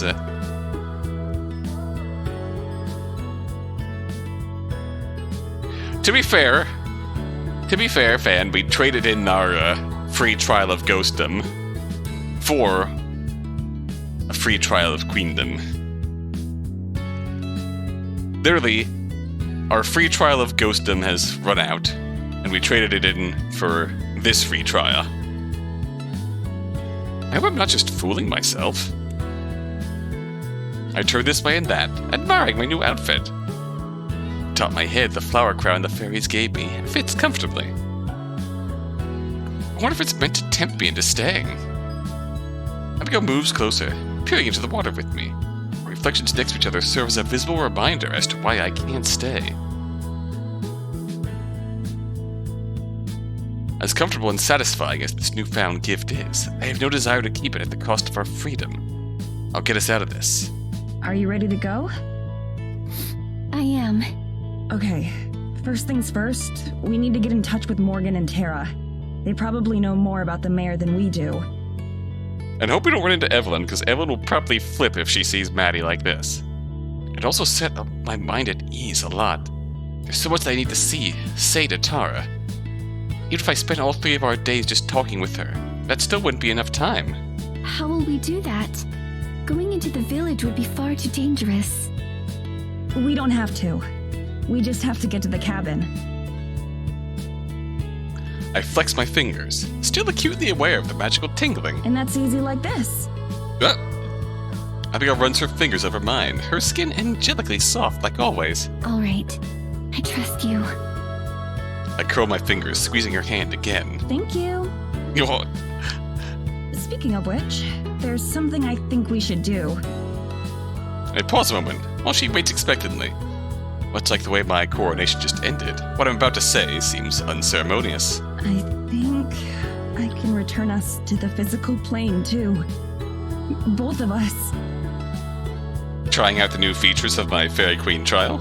Takes a second for the implications to sink in, before Abigail's eyes grow wide as saucers. Madison! Are you sure? Gotta get the most out of these features while we have our free trial. Her hand clutches her heart. Yeah. I can't explain how I know, but I just do. There's a lot of stuff that I can do now. She's reading the documentation that previous Fairy Queens have left behind. But that way, you'll be able to talk with Morgan and Tara too. And I know that we'll need all the help we can get at the end. I keep banishing thoughts of what the end will be, because there's only one way this can end, putting a stop to Evelyn once and for all. I don't need that weighing on my mind along with everything else right now. I understand. You know that I wouldn't just abandon you, Madison. Maddie about to realign her GF? Yes. I know. Abigail takes a deep breath, steadying herself. Okay. I'm ready. Let's go. Silently, I step forward, taking her other hand in mine as well. I close my eyes and bow my head, and I feel her do the same. I can feel the magic course through me, and out of me, spreading like vines from my fingers. It affects both me and her, taking our very forms and rebinding them to the mortal world where they belong. I can feel Abigail tense up, and hear her breathing getting shallow. Still, I keep my eyes closed, willing the magic to continue working. It obeys my whims effortlessly. A mystery romance game with a negative body count. Indeed. And then after a minute that feels like an hour, the flow of magic slows and then stops. I open my eyes. Abigail is still there, her hands warm in mine. Her eyes slowly open as well, meeting mine. This close together, I can feel her breath, warm against my face. How do you feel? A light breeze blows through. For the first time in 200 years, Abigail's gown sways in the wind. It's cold. She says, and laughs, pressing herself even more tightly against me. Yeah, it is indeed cold. Abigail shivers. Her teeth begin chattering within seconds of her transformation. Despite how poofy it is, her gown really isn't very warm at all. Fortunately, the chill doesn't bother me. It wouldn't make sense for a fairy queen to be susceptible to the cold. We should do something about that. Let's get her some warmer clothes, but taking care of Abigail is a pressing matter. Let's go to the cabin. I can get us there quickly. She just nods, wrapping her arms tightly around herself. I hug her tightly as well, and access the magic once again. Time to read the chapter on fast travel. This time I'll use it to transport us across the forest. To its very boundary where the cabin is. Also, hey Omanji! We have unlocked our free 3-day trial of Fairy Queen magic, where my powers stop being useful. Since the cabin and the village are technically outside the bounds of the forest, once I step past the trees, I'll just be a regular ghost again. At least until I go back into the forest. Would it be funny if Evelyn was at the cabin? That would suck. That would be quite awful. So I can't get too far away. So we could only... Evelyn were to find out where we are, or make some move against us, I'd be powerless to stop her. Better not even give her that opportunity. So it's... Still, the transportation is smooth. Doesn't even feel like we move. Instead, we close our eyes in the fairy clearing. When we open them again, the cabin is just in front of us. Seeing it again strikes a pang in my heart. Feels like forever ago. I guess technically, it was a lifetime ago. There's no time to get sentimental, though. Not when Abigail's like this. Instead, we hurry to the front door. Miraculously, the door's unlocked. I guess Morgan and Tara had more important things to worry about than locking up the last time they were here. Hopefully our clothes are still here. Hopefully my clothes are still here, at least. Rush inside and I turn on both the lights and heater. As warm air cranks out, Abigail's relief is palpable and immediate. She settles down onto one of the chairs, comfiness outweighing even her curiosity for a moment. Better? Much. Aw. She luxuriates in this feeling, eyes closed in bliss. Her fingers absentmindedly scrape the soft cushions of the couch, which she presses her back into. It's so soft. Oh. Welcome to all these human sensations you have been missing for a very long time. Then she leaps to her feet, zooming towards the kitchen. She drags her fingers along every different surface as she goes, stopping to examine most of them. She rubs the edge of the counter. Madison, it's so smooth and cold. The sink, she examines the faucets intently before spinning one of them. Cold water pours out over her hands, and she yelps in shock but quickly grins. Madison, it's like a river. Oh, is this... Not just these feelings. This is the first time she's probably experiencing some of this technology. She's probably never... Yeah, it's... I love this idea of a 19th century woman getting to see a 21st century technology and architecture. Yeah. And she reaches to the heater, which is pretty much keeping her alive right now. Like a cat, she basks in front of it, relishing the warmth. Each sensation seems to bring her immeasurable joy. For me, it had been a couple weeks. For Abigail, it has been 200 years without feeling warmth or cold or textures. Hey, Abby, want to see this cool new thing called VTubers? Oh no! This cool new thing called VTubers, Maji, that is a lot of things for Abby to get used to very quickly. Abigail is rising to illegal levels of adorable, correct? Watch fondly. I wish we had more time to enjoy ourselves. More time to show her modern things like films. God. I'm sorry to tell you that Hatsune Miku is not a VTuber. Honestly.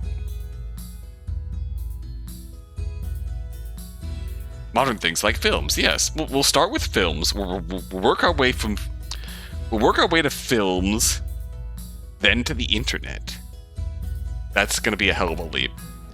We'll do films, computers, internet, VTubers, the natural progression and things. Can't think like that. We don't have the time yet. We just have to get through this. Then we'll have all the time in the world. I'm going to get you some warmer clothes. I'll be right back. Abby gets an outfit change? Oh, she's living. She's still plump in front of the heater. Clothes that I would have thought comfortable. Smiling, I head into what had once been my bedroom. It's been rearranged a little bit. It is internet adjacent to a VTuber, in a sense. It's been rearranged a bit. My suitcase has been shoved into one corner, forgotten. My laptop sits atop my bed, though most of the video gear is missing. Tara and Morgan must have taken it with them. They left. Good thinking. I start booting up my laptop while I roll the suitcase to my bed and start sifting through my clothes.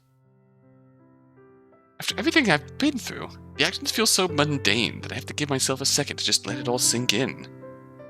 Everything's been moving so fast since the night Abigail and I kissed by the water.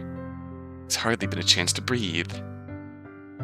Still, being back on familiar territory with familiar comforts is reassuring. It makes me feel like a human again. Something as simple as being able to push a button on my computer and watch it respond is a little miracle that I don't think I'll take for granted again. Getting used to the necessities of normal life, like eating and sleeping, will definitely take some time, though. Same with keeping warm. Unfortunately for Abigail, my clothes are the only options she has. They won't fit her as well, but they should be better than the nightgown she's been wearing for so long. Please tell me we, get Abigail in Maddie's normal outfit. Complete the outfit with a cute hat. I hope she likes it. Won't we get to see it? Here you go. They're not the best fit, but they should at least keep you warm. Abigail hurries over and reverently takes the bundle for me. Are these your clothes? Yeah, they are. I hope that's okay. She holds the bundle to her chest. I will treasure them. I'll treasure them.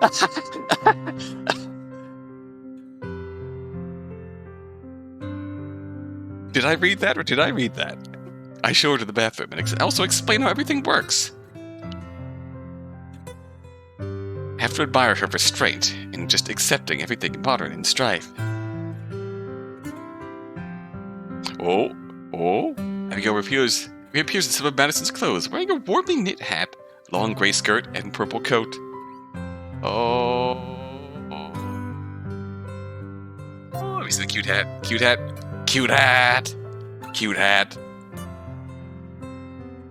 Isn't too long before she emerges once again. She holds her arms wide, the cloth hanging a little loosely for her hair in parts, but she's still smiling. Abigail is on an alternate universe confirmed. Oh. I mean, I too do huddle in front of heaters religiously. But I love that. It's precious. Precious. Adorable. Gorgeous. That's the word I managed to stammer out. There's a whole slew of them that would work. Call me biased. I think my clothes look better on her than on me. Just relationship things right here. Just relationship things. Giggling, she does a slow spin, showing off more. The person who chose them has wonderful taste. I love that smirk.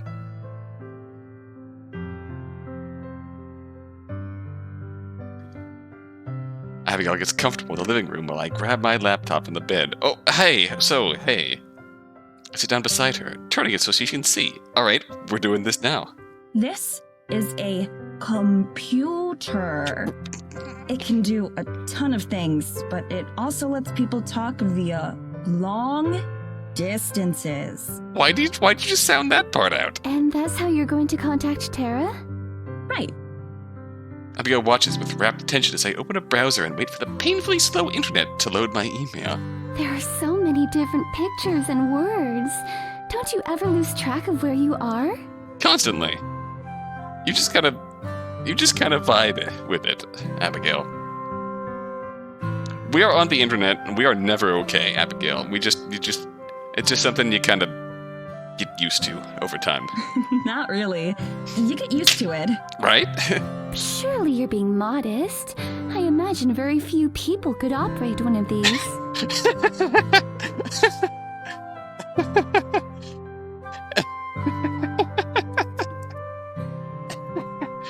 Abby, we taught rocks how to do math. Is that poggers or what? I love her!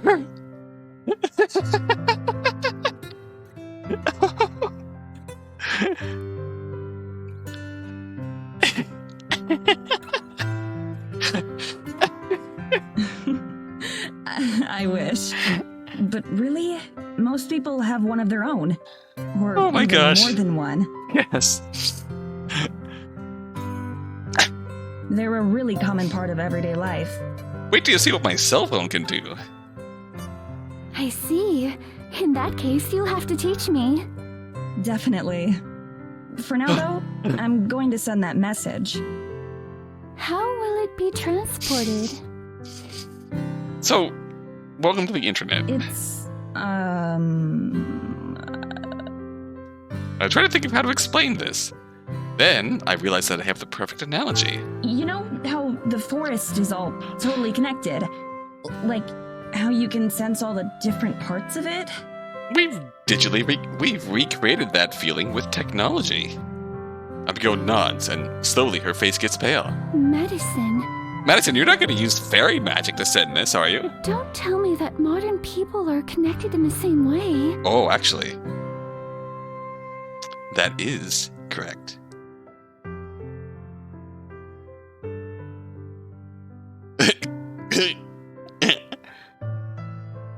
Abigail is dreamy cute. Abigail is going to lose it when she goes to the animated moving pictures website and sees links promising that there are beautiful women who want to meet her. Oh, we do? Goodness gracious. We're all... I can't help it. I burst out laughing. Indignantly, she waits me to finish. It takes me past the point of having tears in my eyes before I do. Same hat, Maddie. Same hat. I can see that I was wrong. She pretends to pout, though I can see in her eyes that she's just playing. I'm sorry. I'm sorry. It's just... It's just that you look so horrified. She laughs too. Well, imagine how I feel. Apparently nothing is impossible anymore, so I simply have to assume the worst. So let me tell you about... While you're assuming the worst, let me tell you about social media influencers. She snuggles against me, pressing her cheek against my shoulder to show that she's only pretending to be upset. So, go on. Do explain it then. It's not the people who are connected, but the machines. If you have a computer, you can send a message instantly to any other computer in the world. Don't let her find Twitter. Keep her innocent. Yes. It's more complicated than that, but that's the easy way to put it. Apparently nothing is impossible anymore, the 200-year-old ghost says about emails. I mean, honestly, that's a fair reaction.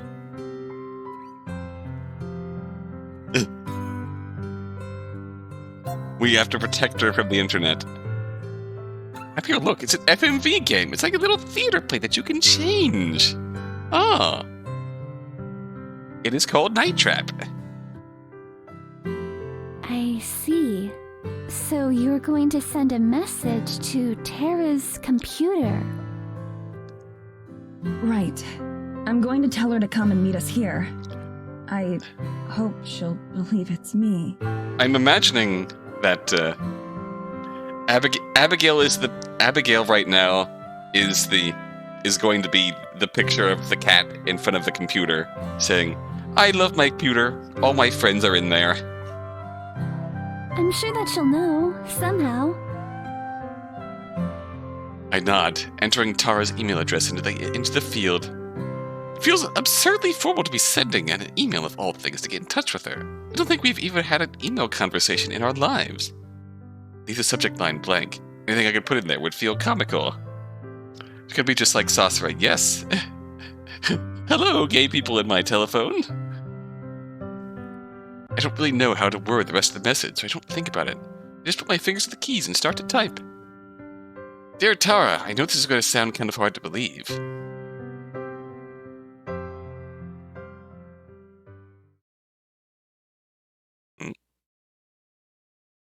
Oh, is this the point where we gonna get inside Tara? Tara gets an email. I live, bitch. Oh, here we go. Thought I was dead. But I was actually mostly dead. I'm acquainting Abby with modern technology when the sound of loud voices from outside interrupts me mid-sentence. Well, one very obnoxiously loud voice. I only know one person who can make a racket like that. I grab Abigail's hand and lead her out into the living room just in time to hear Tara and Morgan reach the door. Tara, stop for a second. We don't know for sure this isn't a trap. Yeah, but what if it's not? I can't take that chance. There they are. I've missed these two. I did not expect this to be an almost entire Morgan, Abby and Maddie stream, but here we I'm are. going in. You go, Tara, girl. wait! Door flies open so hard that it bangs against the wall. Tara freezes in the doorway, probably not expecting me to be right there. Or maybe even here at all. Hey. Hey, so, a funny story. Everything I had rehearsed and planned to say in my head is forgotten in an instant. Somehow this feels more unreal than anything else so far. I never had time to doubt any of the stuff that's happened to me. I had plenty of time to doubt that I'd see Tara again. Tara's mouth flaps open down like a nutcracker statue. I don't think she even forms a single coherent word. Morgan approaches from behind and places a protective hand on Tara's shoulder, which seems to reset her. Boop. Tara reset button. She rubs her eyes as she stares at me. Either she doesn't believe what she's seeing, or she's about to cry. Maybe both. You changed your look a little bit, huh? When she finally speaks, her voice shakes like crazy. You like it? Tara gives me a slight nod. It makes you look like a total nerd. Oh, without another word, she'd burst into tears. Didn't even hesitate a moment before bounding forward like an excited, tear-stained racing dog. I spent so long worrying about her, that seeing her safe and sound in the flesh is almost too much to handle. There's so many things that we left unsaid or unresolved. I'm just glad that there's time to fix that now. I thought you were dead. I was! Me too. We both burst into laughter, still punctuated with sobs. At least we both have the clarity of mind to tell that this hug has gone on for way too long. When we split apart, she has a big dumb grin on her big dumb face. Welcome back, Mads. Good to be back, Tara. Our reunion over, Morgan finally steps forward, taking Tara's hand in her own. She smiles at me, her expression soft for once. Hey, Maddie. It's good to see you again. Her voice is as calm as ever, but the wide, genuine smile on her face tells me that the last couple of weeks have changed her as much as they changed me. You too, Morgan. I feel like I should say something more than that, but I know neither of us has much for words. It's nice to have someone else around who feels the same way for once. Before anything else, there's someone I'd like to introduce you to. Turn to gesture for Abigail, but at first she's nowhere to be seen. Oh! Then I spot a familiar flash of pink and purple lingering by my bedroom door. Right, we spent so long together that I've forgotten how timid she was when we first met. Her eyes are wide as she wrings her hands, looking from me to Tara and back. Tara and Morgan look just as shocked once they notice her. Head over to where Abigail is and take her hand. They're okay. I promise. When I see company is over, yep, mood, twin. She nods, letting herself be led back into the living room. Tara, Morgan, I'd like you to meet Abigail. I pause for a moment. She's my girlfriend. Whoa. We do have a lot to catch up on. He turns to face Abigail. I'm Tara. I've been friends with Maddie for forever. It's nice to finally meet you, Tara. I've heard a lot about you. Hell yeah! All good things, I hope? Mostly. I'll take it. Yeah. Morgan steps forward too. Morgan, nice to meet you. Abigail nods politely. You as well.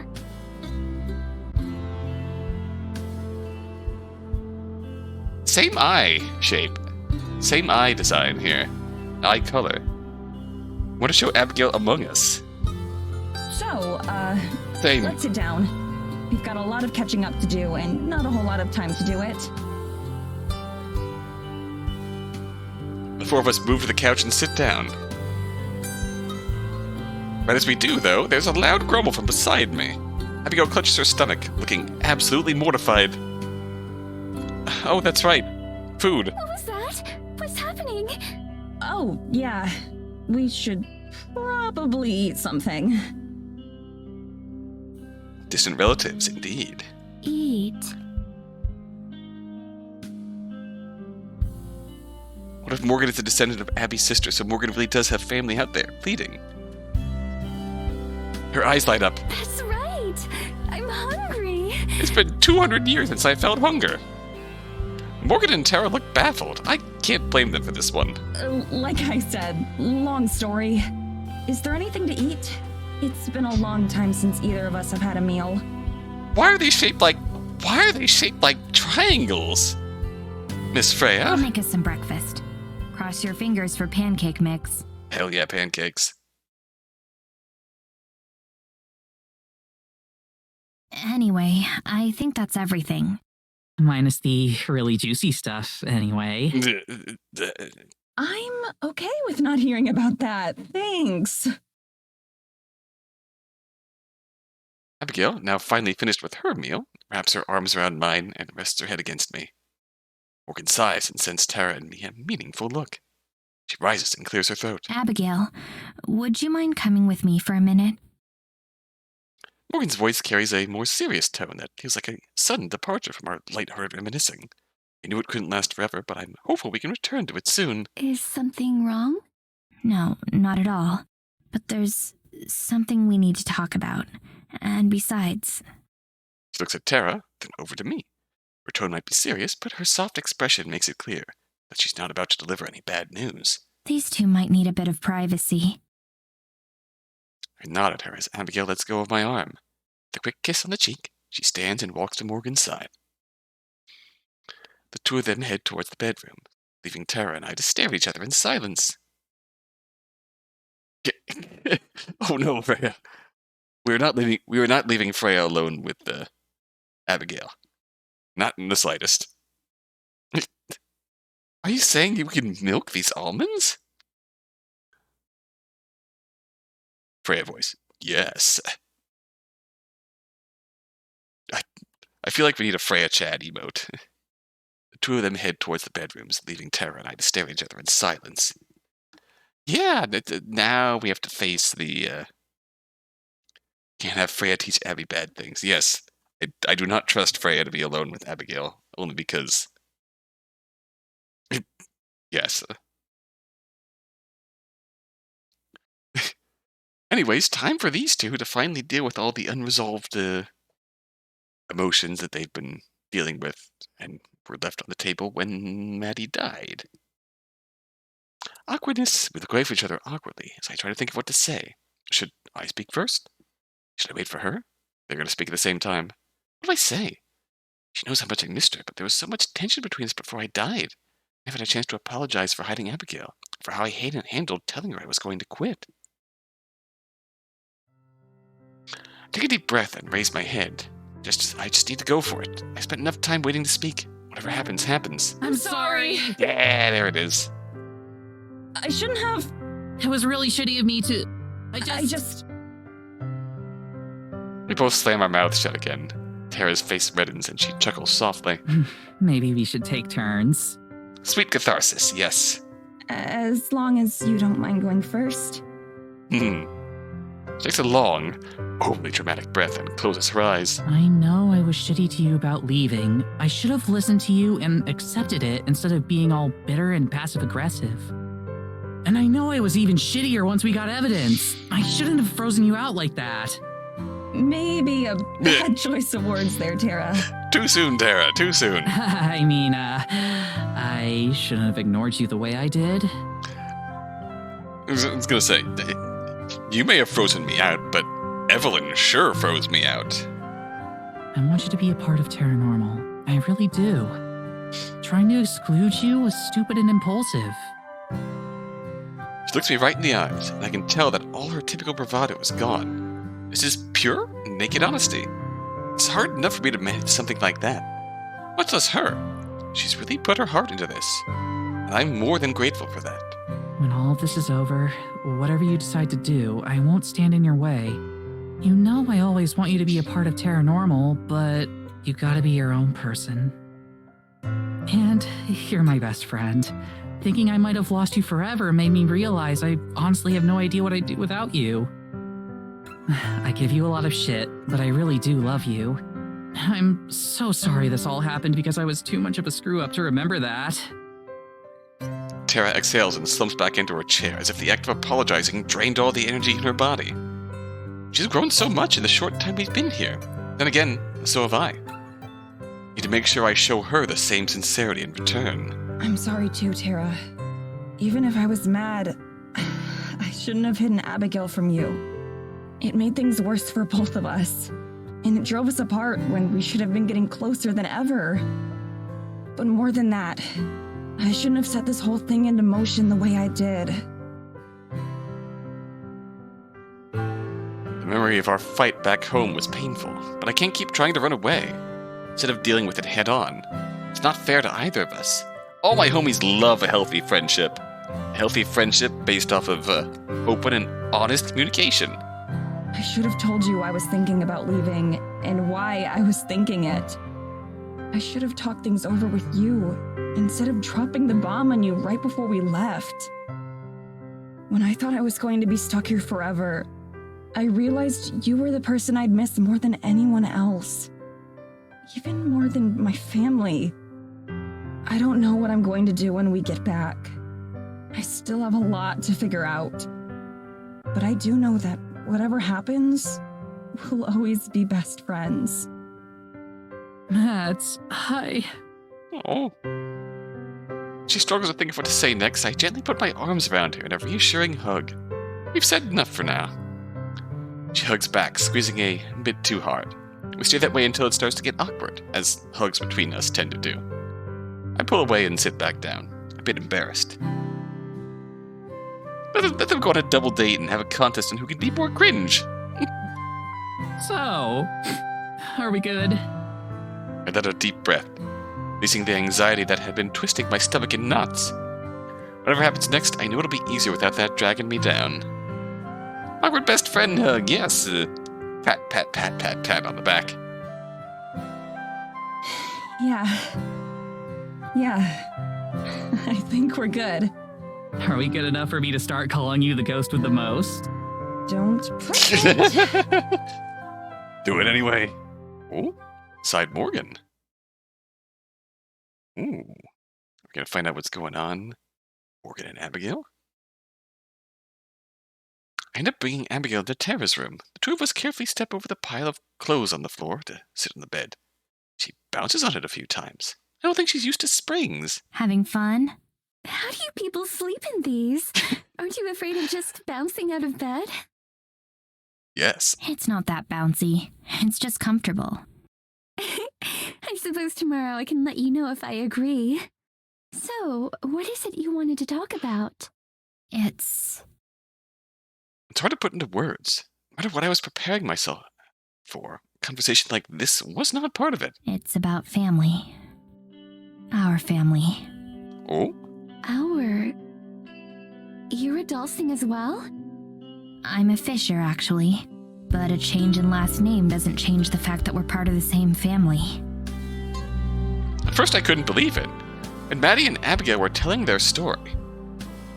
I thought that there must have been some sort of misunderstanding, or that I'd heard wrong. You called this 100% Freya, without even knowing. I'm impressed.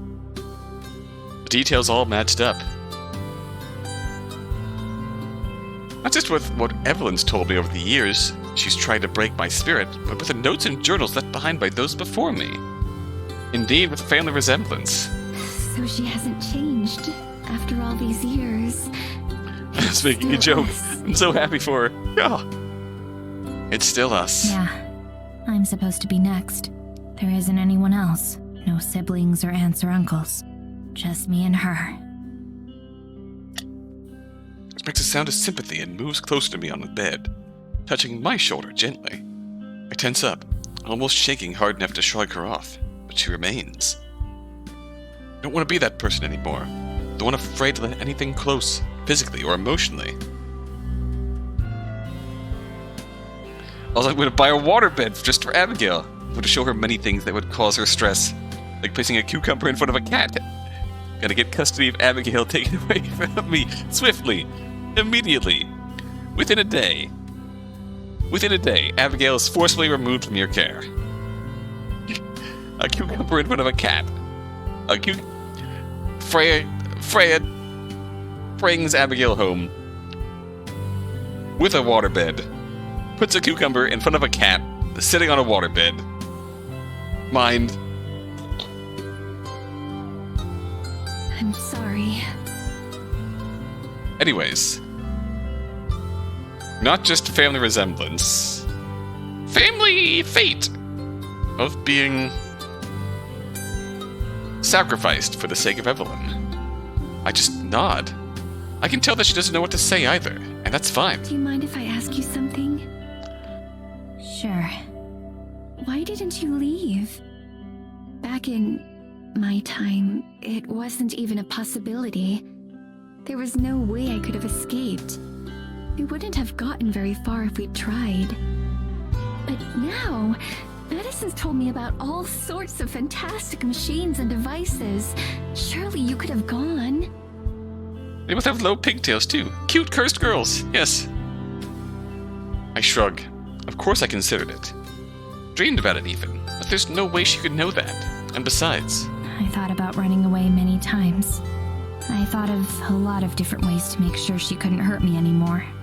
But the same thing stopped me every time. She wouldn't just give up because I'm not around. She'd find someone else, just like she always has. And they'd die instead. I braced for her to tell me that it's ridiculous, that I should have put myself first, or to burst into tears at the very notion. Instead, she laughs. It's not a happy laugh, though. To add on to your descriptor, Freya, cute, cursed, self-sacrificing girls. I see. I understand. Truly. It's the exact same thing that Abigail went through.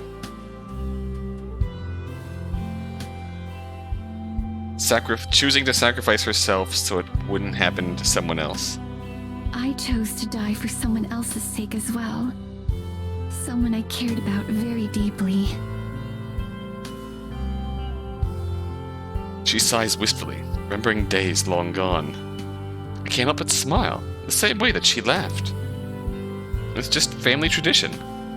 I see I'm just carrying on the family tradition then. Called that quite well.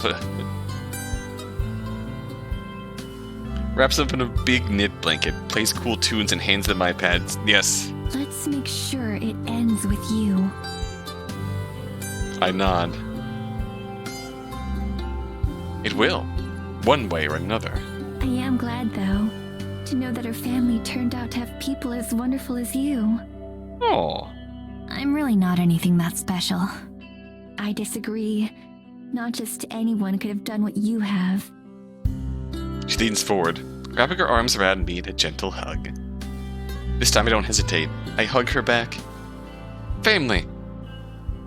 It's never been a word that really meant much to me. All I've ever had was the monster in my home. Now, though, I realize that that's no longer the case. We separate.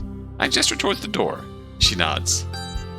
Together, we leave the room and rejoin the rest of our family. Oh, they really are a family now, aren't they? Sighed Maddie.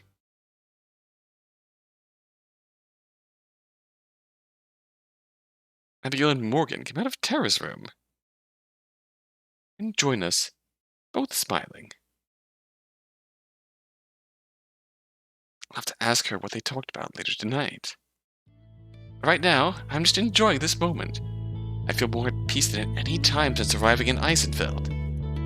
Even during the sweetest moments with Abigail, there was still the lingering bleakness of being a ghost. Now, despite the threat of Evelyn, it feels like there's a chance of everything turning out well. As we talk, Morgan's cat comes and hops up into my lap. I would have expected her to take to Abigail, not me. I scratch behind her ears, and she leans into the motion, purring contentedly. Tara notices and sits up straight. Wait a sec. Mads, I just realized. But you haven't met Geladura yet, right? I have. Back in the shop right after we arrived. But you haven't. Remember? But you haven't met her. No, I mean, like, met her. Morgan was right. She really can talk.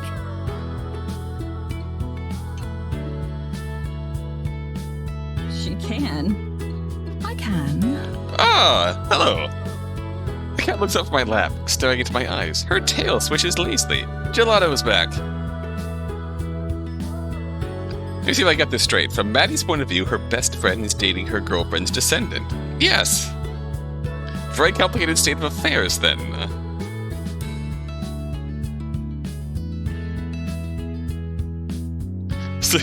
So what does that make Maddie's relationship to Tara once they both get married?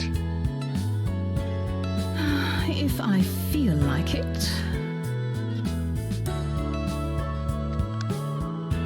Both Abigail and Maddie stare in shock at the talking cat. Then why didn't you sooner? Maddie is Tara's mother. Yeah.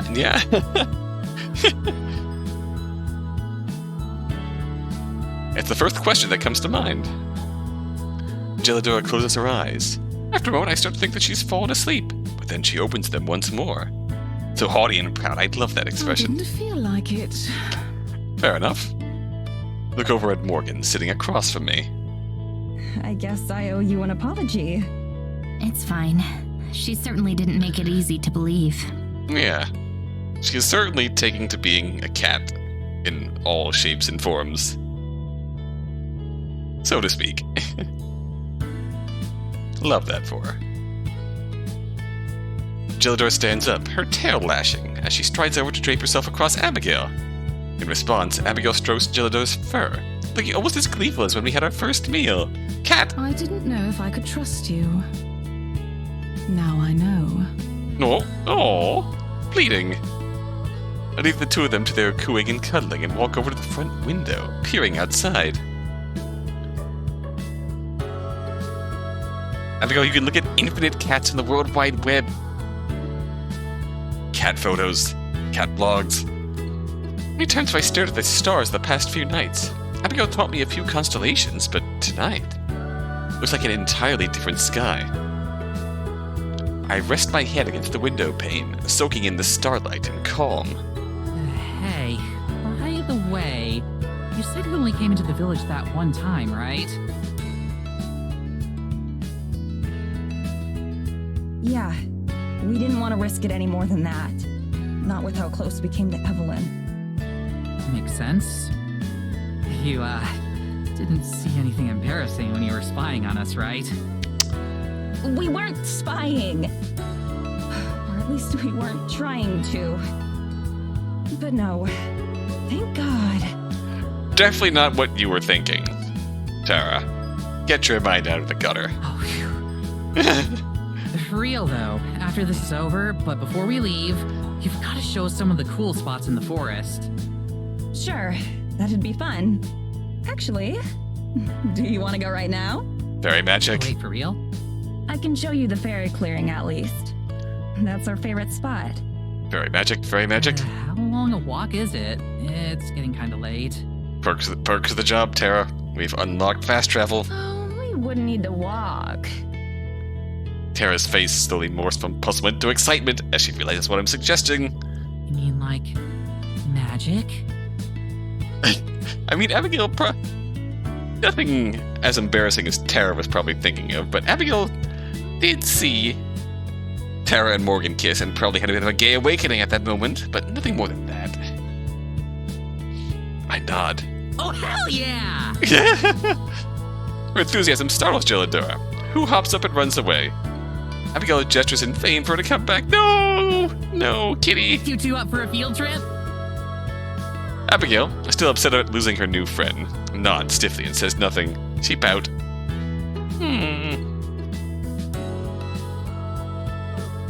Sure. Gelidora traipses back in, returning to Abigail's feet. Abigail perks up immediately. Would you like to come with us, Miss Gelidora? I suppose so. Carry me. Oh, this could be interesting. Abigail gladly obliges. Considering who our thought of who Gelidora actually is, I lead everyone outside and into the tree line, just in case there's anyone watching. Gather everyone into a circle, and the four of us lock hands while Gelidora perches on Abigail's neck. Okay. 3, 2, 1. Oh, okay, good. Fast travel activated. The forest greets me. I respond in kind. It shows us the way to its heart, to the lake. We hold Abigail and Tara's hands tightly and breathe the softest sigh. Thank the forest. Then, I open my eyes, and we're here. As soon as we arrive, I can feel the presence of the fairies in my mind. They're instantly aware of where we are. I send them all a mental greeting, which is returned right away. Gelidora slicks her ears back. Her tail begins to lash harder than before. I wonder if she can feel the magic, too. Before I can ask, Tara whistles in awe. Dang, Mads. You really leveled up, huh? I put all my skill points into magic. Nerd. Even Morgan looks dumbstruck, something I'm not used to from her. She tilts her head back, staring in open-mouthed wonder at the glimmering trees and fairy lights. What is this place? Are we really still in the forest? Yes, it's a very special grove. It was one of the first places I brought medicine. We came back here many times. It definitely feels magical. Oh, damn it. I should have brought my camera. We'll head down to the pond. Tara and Morgan gawk at its unfrozen waters, same way I did when I first saw the place. I feel a strange sense of pride seeing them so excited about this place. A loud buzzing sound suddenly fills the air. Before I can warn Tara and Morgan what's about to happen, fairies burst forth from the trees. Tara yelps in shock as they pass over her, wings beating noisily. Your Majesty! You're back! You returned! Hello, you three. It's nice to be greeted so enthusiastically, even if I didn't want to be queen. I wave, expecting the three of them to come to me right away. But to my surprise, the fairies sail right past me and flock around Abigail instead. Our queen! Well, well. Gelidora hisses it as Abigail shrinks back, looking afraid. I'm not your queen. She's over there. Abigail tries to point to me, but the fairies ignore her. No, you're not. We know you aren't. It isn't you.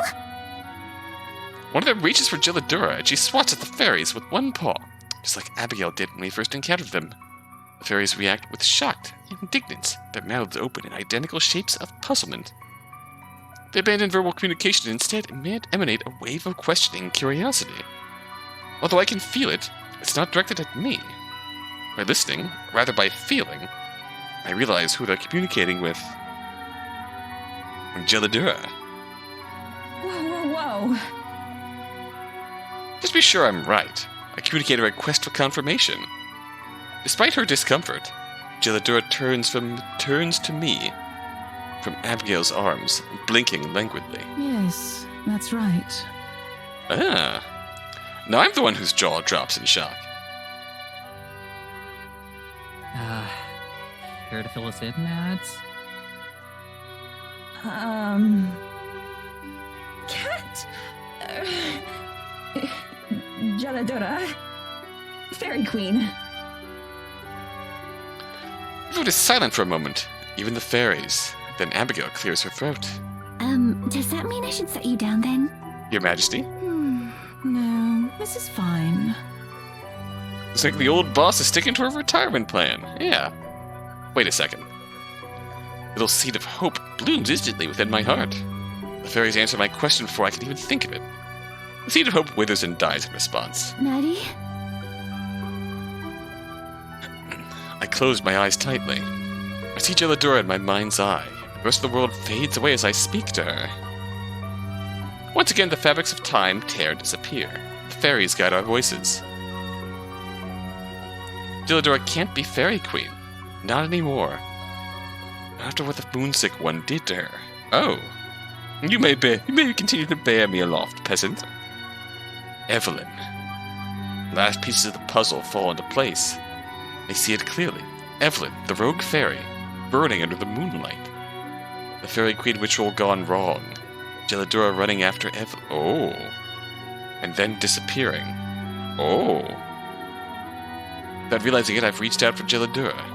Stroking her fur, the fairies and I communicate with the heart of the woods. To free her and restore her rightful place on the throne. The woods ushers forth its strength.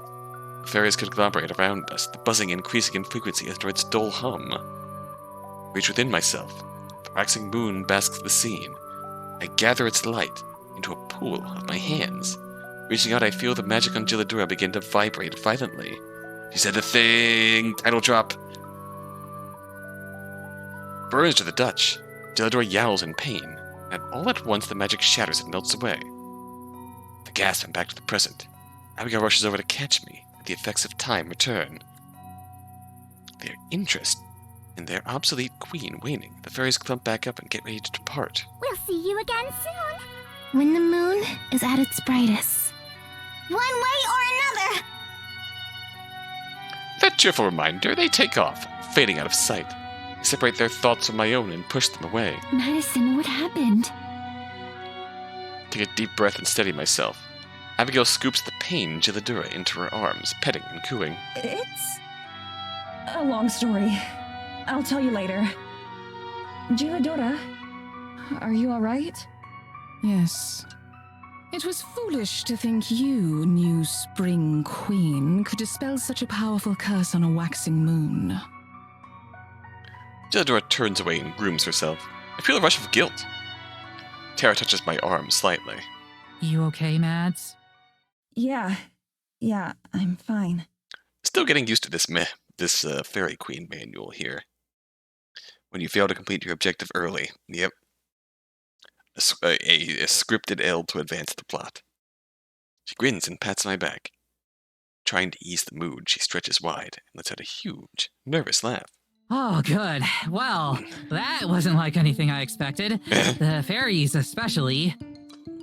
Paranormal theme. What did you think they'd be like? I have no idea. But it definitely didn't involve your cat being a queen. I would have gotten you the nicer cat food if I'd known. Yeah, Yo, Gelato, how come you never told us you were a fairy queen? you never asked. Geladora doesn't even deign to look at Tara. You never asked.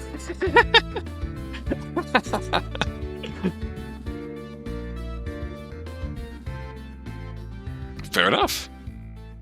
Okay, very good. As soon as we arrive back at the cabin, Abigail makes a mad dash toward the couch and flops down on it with a loud thud. I'm a little surprised by how quickly she covers the distance.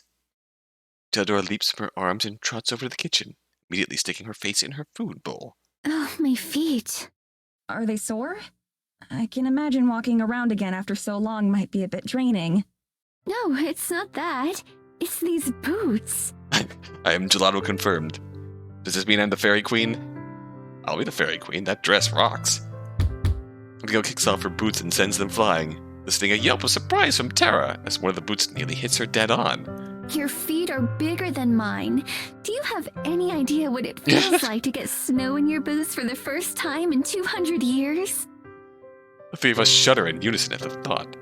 Tara takes another step away from the boot, as if she's afraid of it infecting her with cold feet. I can tell you right now that when we do go to America, I'm going to be spending the entirety of the winter months indoors. Honestly, mood, Abigail. I don't blame you. Can't help grinning at her words. Even if it wasn't entirely serious, that's the first time I've heard her speak about our future together with that much certainty. Well, are you dreamy cute? I'm doing my best. I make my way to the couch and sit down beside her, putting my arm around her without a second thought. She leans against me, our bodies perfectly aligned. Oh! Reunited at last, the four girls spend a precious, relaxed moment together at the cabin. Abigail and Maddie listen to Tara tell a story while Morgan watches lovingly from the kitchen. Aww! When the summer months roll around, I am definitely taking you ladies to the beach. Oi! For that, Abigail run up a $2,000 debt in my cell phone playing candy. Abigail instantly perks up at that, clasping her hands together and leaning towards Tara with a huge grin on her face. Yes! Goodness! The sand, the sun. I'd love to see the ocean. Morgan seems a little less enthusiastic about the prospect of the beach. Her face an expression of more of concern than excitement. Look at them all. I love seeing all of them happy. If we go to the beach, I'm going to end up looking like a lobster. Okay, so the worry is sunburn. Understandable. Yeah, but you'd be a really hot lobster. I try as hard as I can to suppress a groan, but Morgan and Abigail both chuckle. Abigail I can understand, but the fact that Morgan genuinely finds this kind of thing endearing is baffling. Thanks, babe. Aww. So, Abigail, what's the most interesting invention you've seen since you came back? I suppose... I haven't seen much of it, but the internet seems like a wonderful tool. I love the idea of being connected and sharing thoughts, feelings, and creativity with everyone around the world. No, Abigail, no. Get out while you still can. My girl! There isn't a single person more qualified to teach you about the internet than I am. We are gonna have a blast. Oh no. Oh no. There is no way I'm going to let you be the one to show her around the web. You get into enough trouble on your own. Freya and Tara, same brain. But Madison, doesn't Tara perform on the internet? I assume that means she's very knowledgeable about its workings. Tara, no. Tara, no. There's a single person less qualified to teach you. Tara raises an eyebrow and leans down to place her hand on the table, staring closely at Abigail. So Mads told you about Paranormal, huh? Oh no. She told me some things. I know you tell stories about supernatural occurrences and that you take them very seriously, even when they're quite obviously untrue. Oh no, that's gonna be a gut punch. Did she now? Sweetie, maybe we shouldn't. And she told me that people all over the world enjoy watching you. It sounds like you must be an incredible storyteller. Nice save. Tara breaks in the same massive grin she always puts on when she knows she's found a new audience. You don't know the half of it, Abby. I've got 1 million of them. 1.5 million, even. I roll my eyes and lean back against the couch. Abigail just moves closer, ready to hear whatever Tara's gonna say next. Just looking at her feels healing. If listening to Tara's stories makes her feel happy, then Tara can tell as many stories as she wants. Not that I'd ever tell Tara that, of course. One story turns to another. Morgan and I will chime in with a correction every now and then, but we mostly let Tara work her magic. Look, Abigail, this game is titled Fate Grand Order, where you get to meet realistic depictions of people like King Arthur and Thomas Edison. Was he really a lion? Wow, that's incredible. Abigail keeps asking questions, and Tara keeps eating them up. If Morgan's anything like me, she must enjoy seeing the girl she loves acting so happy. I know I am. Morgan very much looks like she's enjoying herself. Don't know what's going to happen after this. We're still in danger. we still don't have a way out. That doesn't mean we can't enjoy our time together. All of us. I just wish I could shake this feeling that this is the last time we'll have this chance. We stay like that for a while, telling stories, making jokes, and most importantly, talking about our future. Whether it happens or not, talking about it puts all of us at ease. We talk about sharing technology with Abigail. Getting her and Morgan new wardrobes. Going to go on dates when we get back. In those moments, it all feels real. Like we're remembering moments that haven't happened yet. Eventually, the sun begins to dip below the horizon. We have another huge meal, to Abigail's delight. Afterwards, Tara tells her even more stories as Morgan and I clean up after them. I'm not sure if the four of us are going to stay in one apartment for long when we get back. I think I'd really enjoy being around Tara and Morgan. Not as much as I enjoy being around Abigail, of course, but enough enjoyment to make me want to stick with them. In time, Abigail starts to yawn and blink wearily as Tara talks. She hasn't had a chance to sleep since she got her body back, so she's no doubt unprepared for the strength of the body's need to rest. When the sun finally sets, we say our goodbyes and head for our room. I'm already looking forward to tomorrow. Oh, sighed Morgan.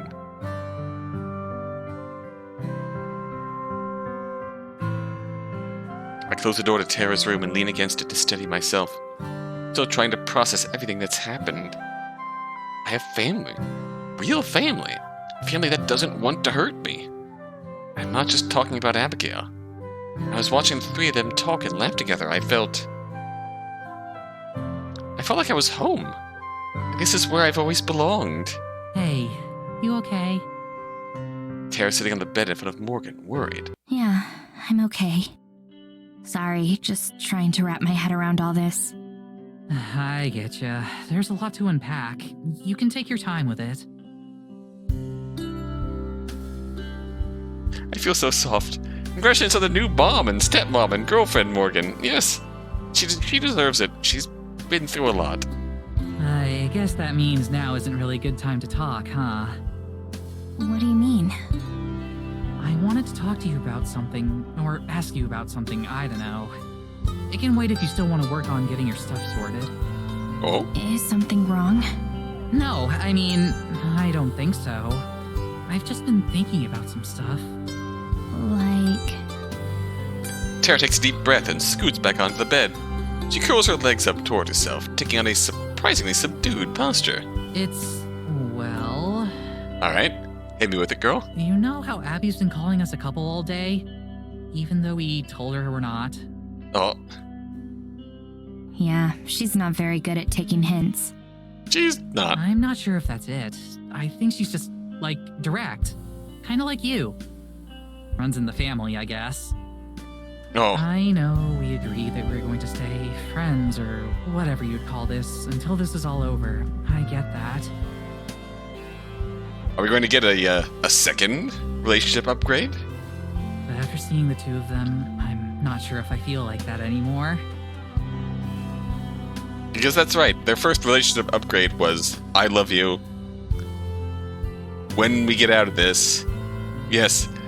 Their first relationship upgrade was, I love you. When we get out of this, then we'll work on the relationship stuff. But now... We've still got a lot of shit left to deal with. We still don't have a plan. But I think that's okay. This is truly the happiest Sapphic Saturday. This is beautiful. This has been amazing time here. This has been so amazing. She shrugs half-heartedly and looks down. I want to give her a hug, but I can't move. Abby put a name on this thing we have when we couldn't, and maybe she's wrong, but I don't want her to be. I really love you, Morgan. I don't want to deny that. I want to be closer than just friends that love each other. That's the wording that we used previously. Don't. Oh? The word leaves my mouth before I have a chance to think about it. What? Please don't ask. Oh? Uh-oh. I'm sorry. I thought... It's not that I don't want to. That's why I'm asking you not to say it. Okay, not quite yet. Because I know I'll say yes if you do. Oh. She looks up at me. I can practically hear the cogs turning in her head. Why why don't you want to say yes? People get hurt when they get close to me. I don't even like having friends because of how guilty I feel when Evelyn gets in the way. I'm already so close to you. Closer than I've ever been to anyone. But if I put a label on it, a part of me just feels like it would put you in more danger. I feel so stupid saying it out loud. Just a word. Why am I so afraid of a word? Besides, I've never had a girlfriend before. I don't know what it could mean for me. Or for you. What do you mean? What about the one that taught you how to knit? Oh no. How could I have forgotten about that lie? It was just so easy to say back then. It made me seem like I knew what I was doing. Made it easier to ignore what happened with those girls. With the... Oh? Tara's understood everything about me. But I still don't want to tell her about what I did with them. Or why I did it. Oh? Oh no. Oh no. Hey, it's cool. I've had plenty of girls lie about having girlfriends before. It's just a thing people do. That sounds like something... unpleasant. That she's been through there. Forget about it. We're past lies now, right? Her words stab me like needles. It's not like she's trying to force this out of me. I could even tell myself this isn't a lie. It's just not telling her about something that she never asked about. There's more to it than a simple lie. Oh? Wait, what am I saying? What am I doing? There are still things I haven't told you about me. About what I've done. Things that could make you change your mind.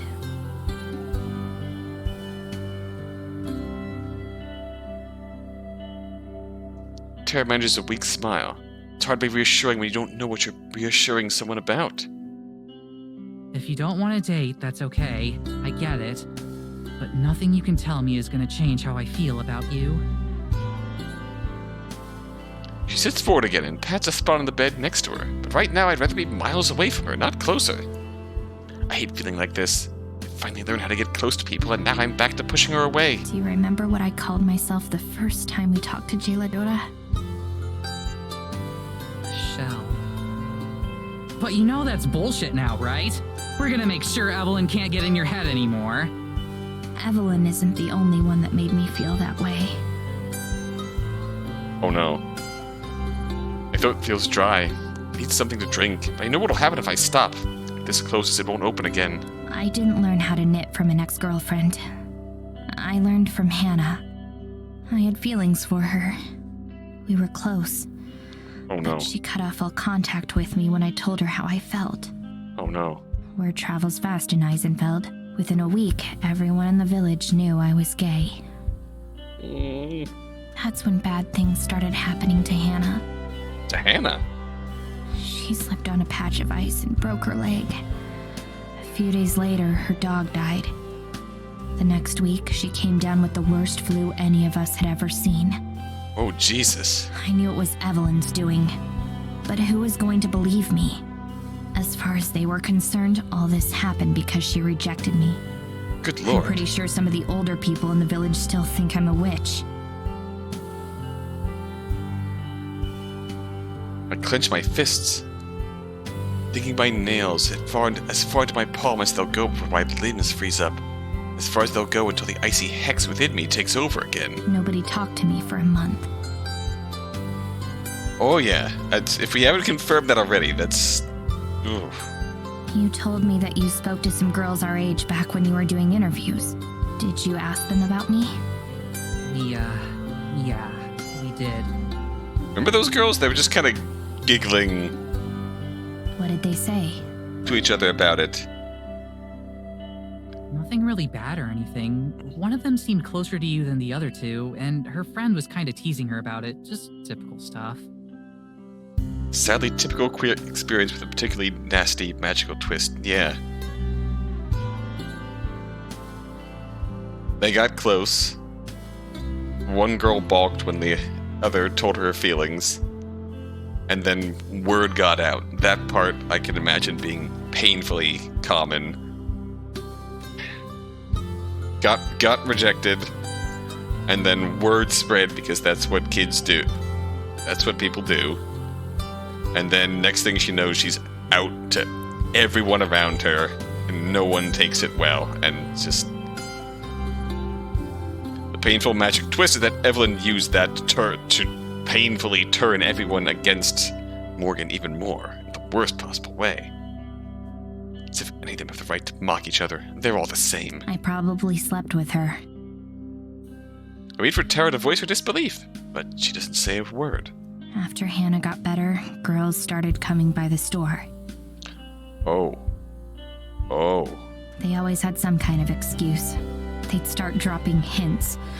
Talk about how they'd always been curious about what it was like to be with a girl.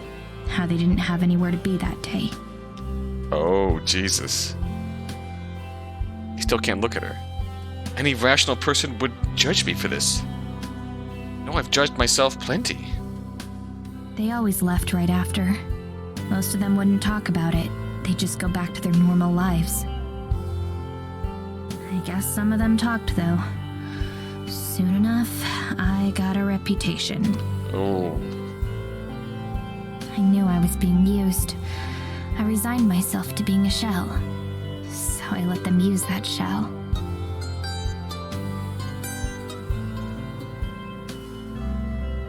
Jesus, that's awful. You don't know when I started moving, but before I know it, I'm standing by the bed. Jesus Christ, indeed. Evelyn never let me feel like this body belonged to me. She chose my clothes. She chose my style. She even chose what I do with my hair. It was her body, and she wanted it how she liked it. I can't keep standing. As I want to push away, I sit down next to Tara. Looking at her face, I can't tell what she's thinking. My mind runs through every worst-case scenario as I make myself push onward. But things have been different with you. For the first time, sex started to mean something. Being open started to seem possible. Being myself started to seem possible. But all I know about myself is how easy it is for other people to use me. Oh. If I go out into the world and live for myself, I don't know what kind of person I'm going to become. The shaking has started to subside, replaced by a painful knot in my gut. Almost there. I can make it. What if I end up becoming someone you can't love? What if my shell is the only worthwhile part of me? Oh. Without warning, Tara throws her arms around me and pulls me close. I wrap my arms around her waist without even thinking. You're not a shell, Morgan. You're the furthest thing from that. Just because someone tried to make you something other than yourself, or because people took advantage of you, You just dehumanized her. that can't destroy the real you. That you has always been there. Tara is bringing the real you out, and that is after so long of just not feeling freaking human. What Morgan is going through, falling in love with Tara, has got to be freaking terrifying for her. Pun not intended. And I know it a lot better than you might think. She nuzzles my neck, and I can feel the dampness of her cheeks. She's crying. You've got passion, you've got personality, you've got conviction, you've got so much awesome stuff in you that I couldn't name it all if you gave me a whole week. All of that is the real you. And that's the girl I'm in love with. The girl I want to be with no matter what. And I want to put a name on it so you know that'll never change. Pull apart, she wipes the tears from her eyes. I don't really know a non-cheesy way to put it, so... will you be my girlfriend? If you're okay with everything I've done, with everything I still have to do, then how could I say no? Tara instantly lets out a long wheeze and clutches her hand to her chest. Is she okay? You good? Yeah, give me a minute. Just give me a minute, yep. I feel like my body's trying to overcome being allergic to commitment right now. Yeah. I awkwardly pat her shoulder. It's obvious that neither of us have any idea what you're supposed to do in a situation like this. Tara grabs me by the waist and gently leads us over to the bed. press my forehead against hers and, for once, allow myself to be comforted. She strokes my hair. Time slows to a standstill. We kiss. This could be our last night together. But in a way, it's our first night together, too. I'm gonna make the most of it.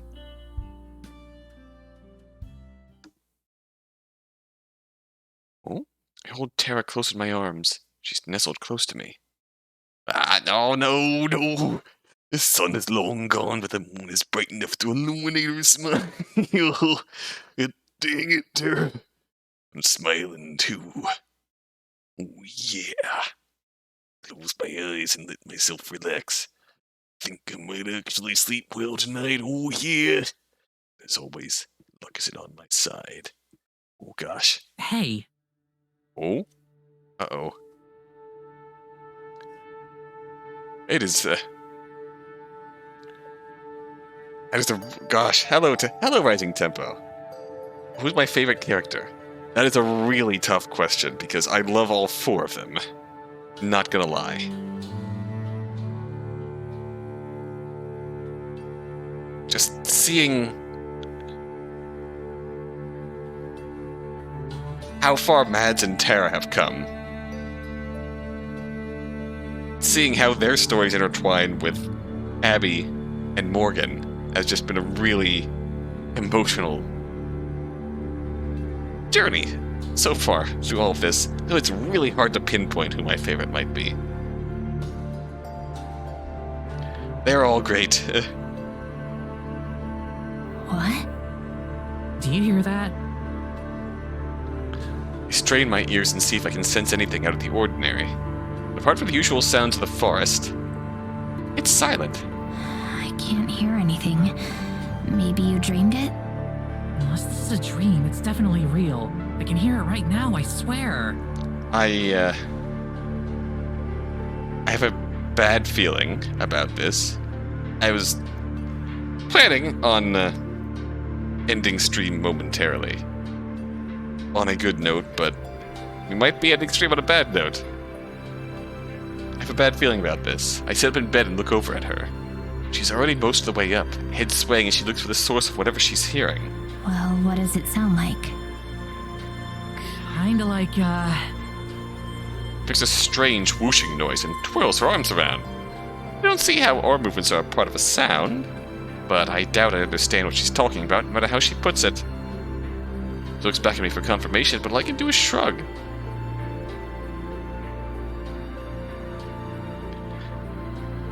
In response, she jumps out of bed and starts pulling her clothes on. I love the full of mysterious sounds like only I can hear in towns where supernatural occurrences are frequent. And especially, Freya, where the last time someone in our friend group followed something mysterious outside in the night, she died. I'm gonna go see what it is. This is a You bad coming? idea, Tara. This is a bad idea. Whether or not this sound is real, I'm not about to let her go off on her own. I promised I'd protect her.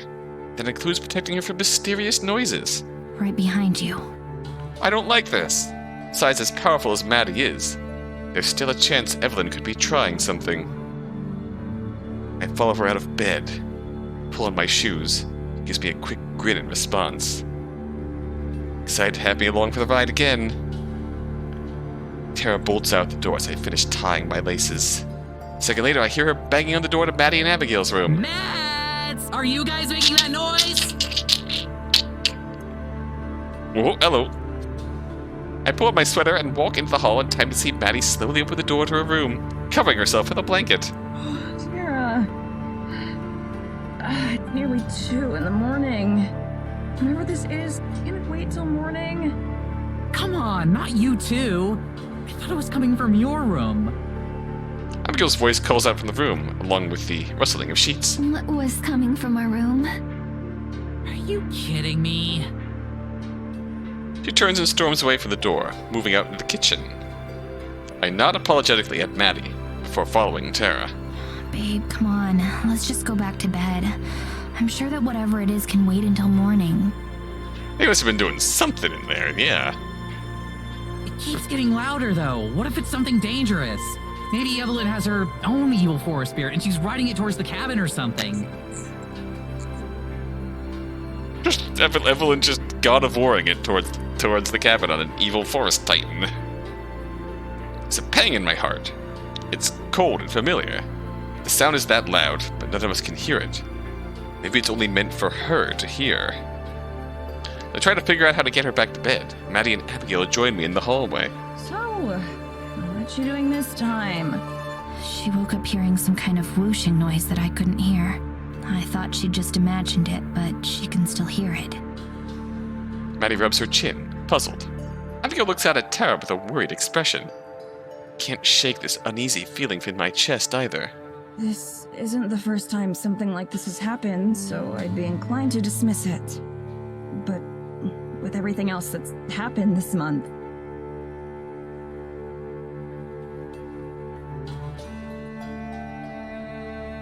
Before she can finish her sentence, Tara turns toward the door. There! It's right outside!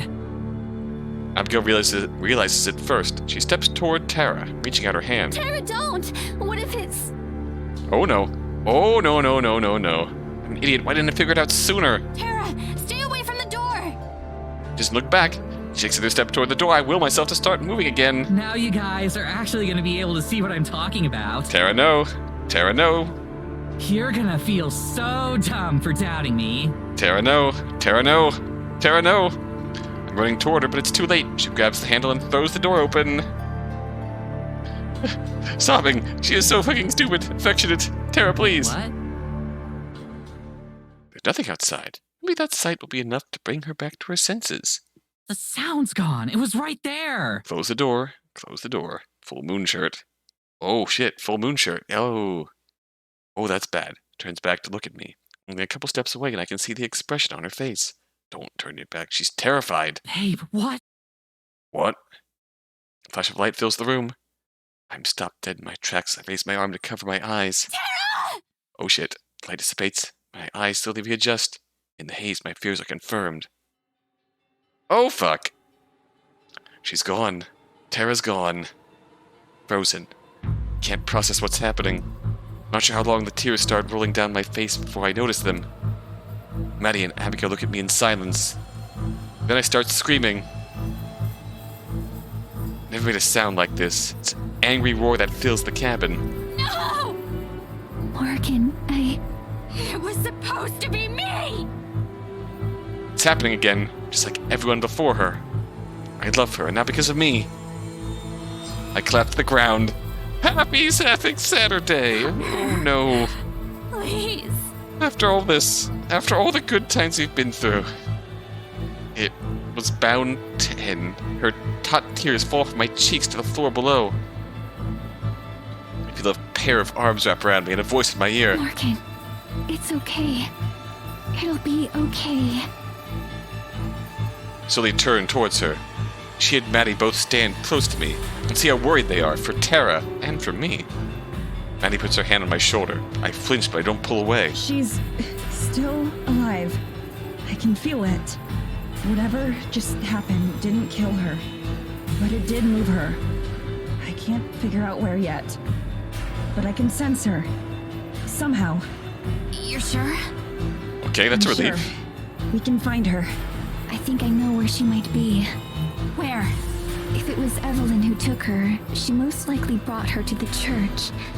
That's where she performed the ritual to... She trails off, but I know what she was about to say. The transfer ritual. She wants Tara's body. But why her? That's what she was raising me for. Why would she take her? I'm not sure, but I've got a feeling there's only one way to find out. I'd hoped we'd have enough time to come up with an actual plan before we had to face her. But we can't just let her have Tara.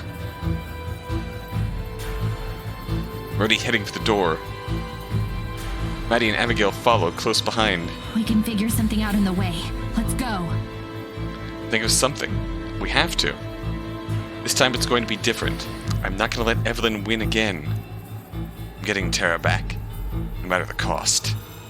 And this time, I'm going to make sure Evelyn never hurts anyone again.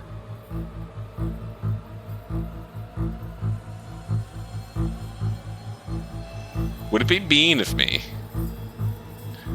Would it be mean of me to drop a cliffhanger right here?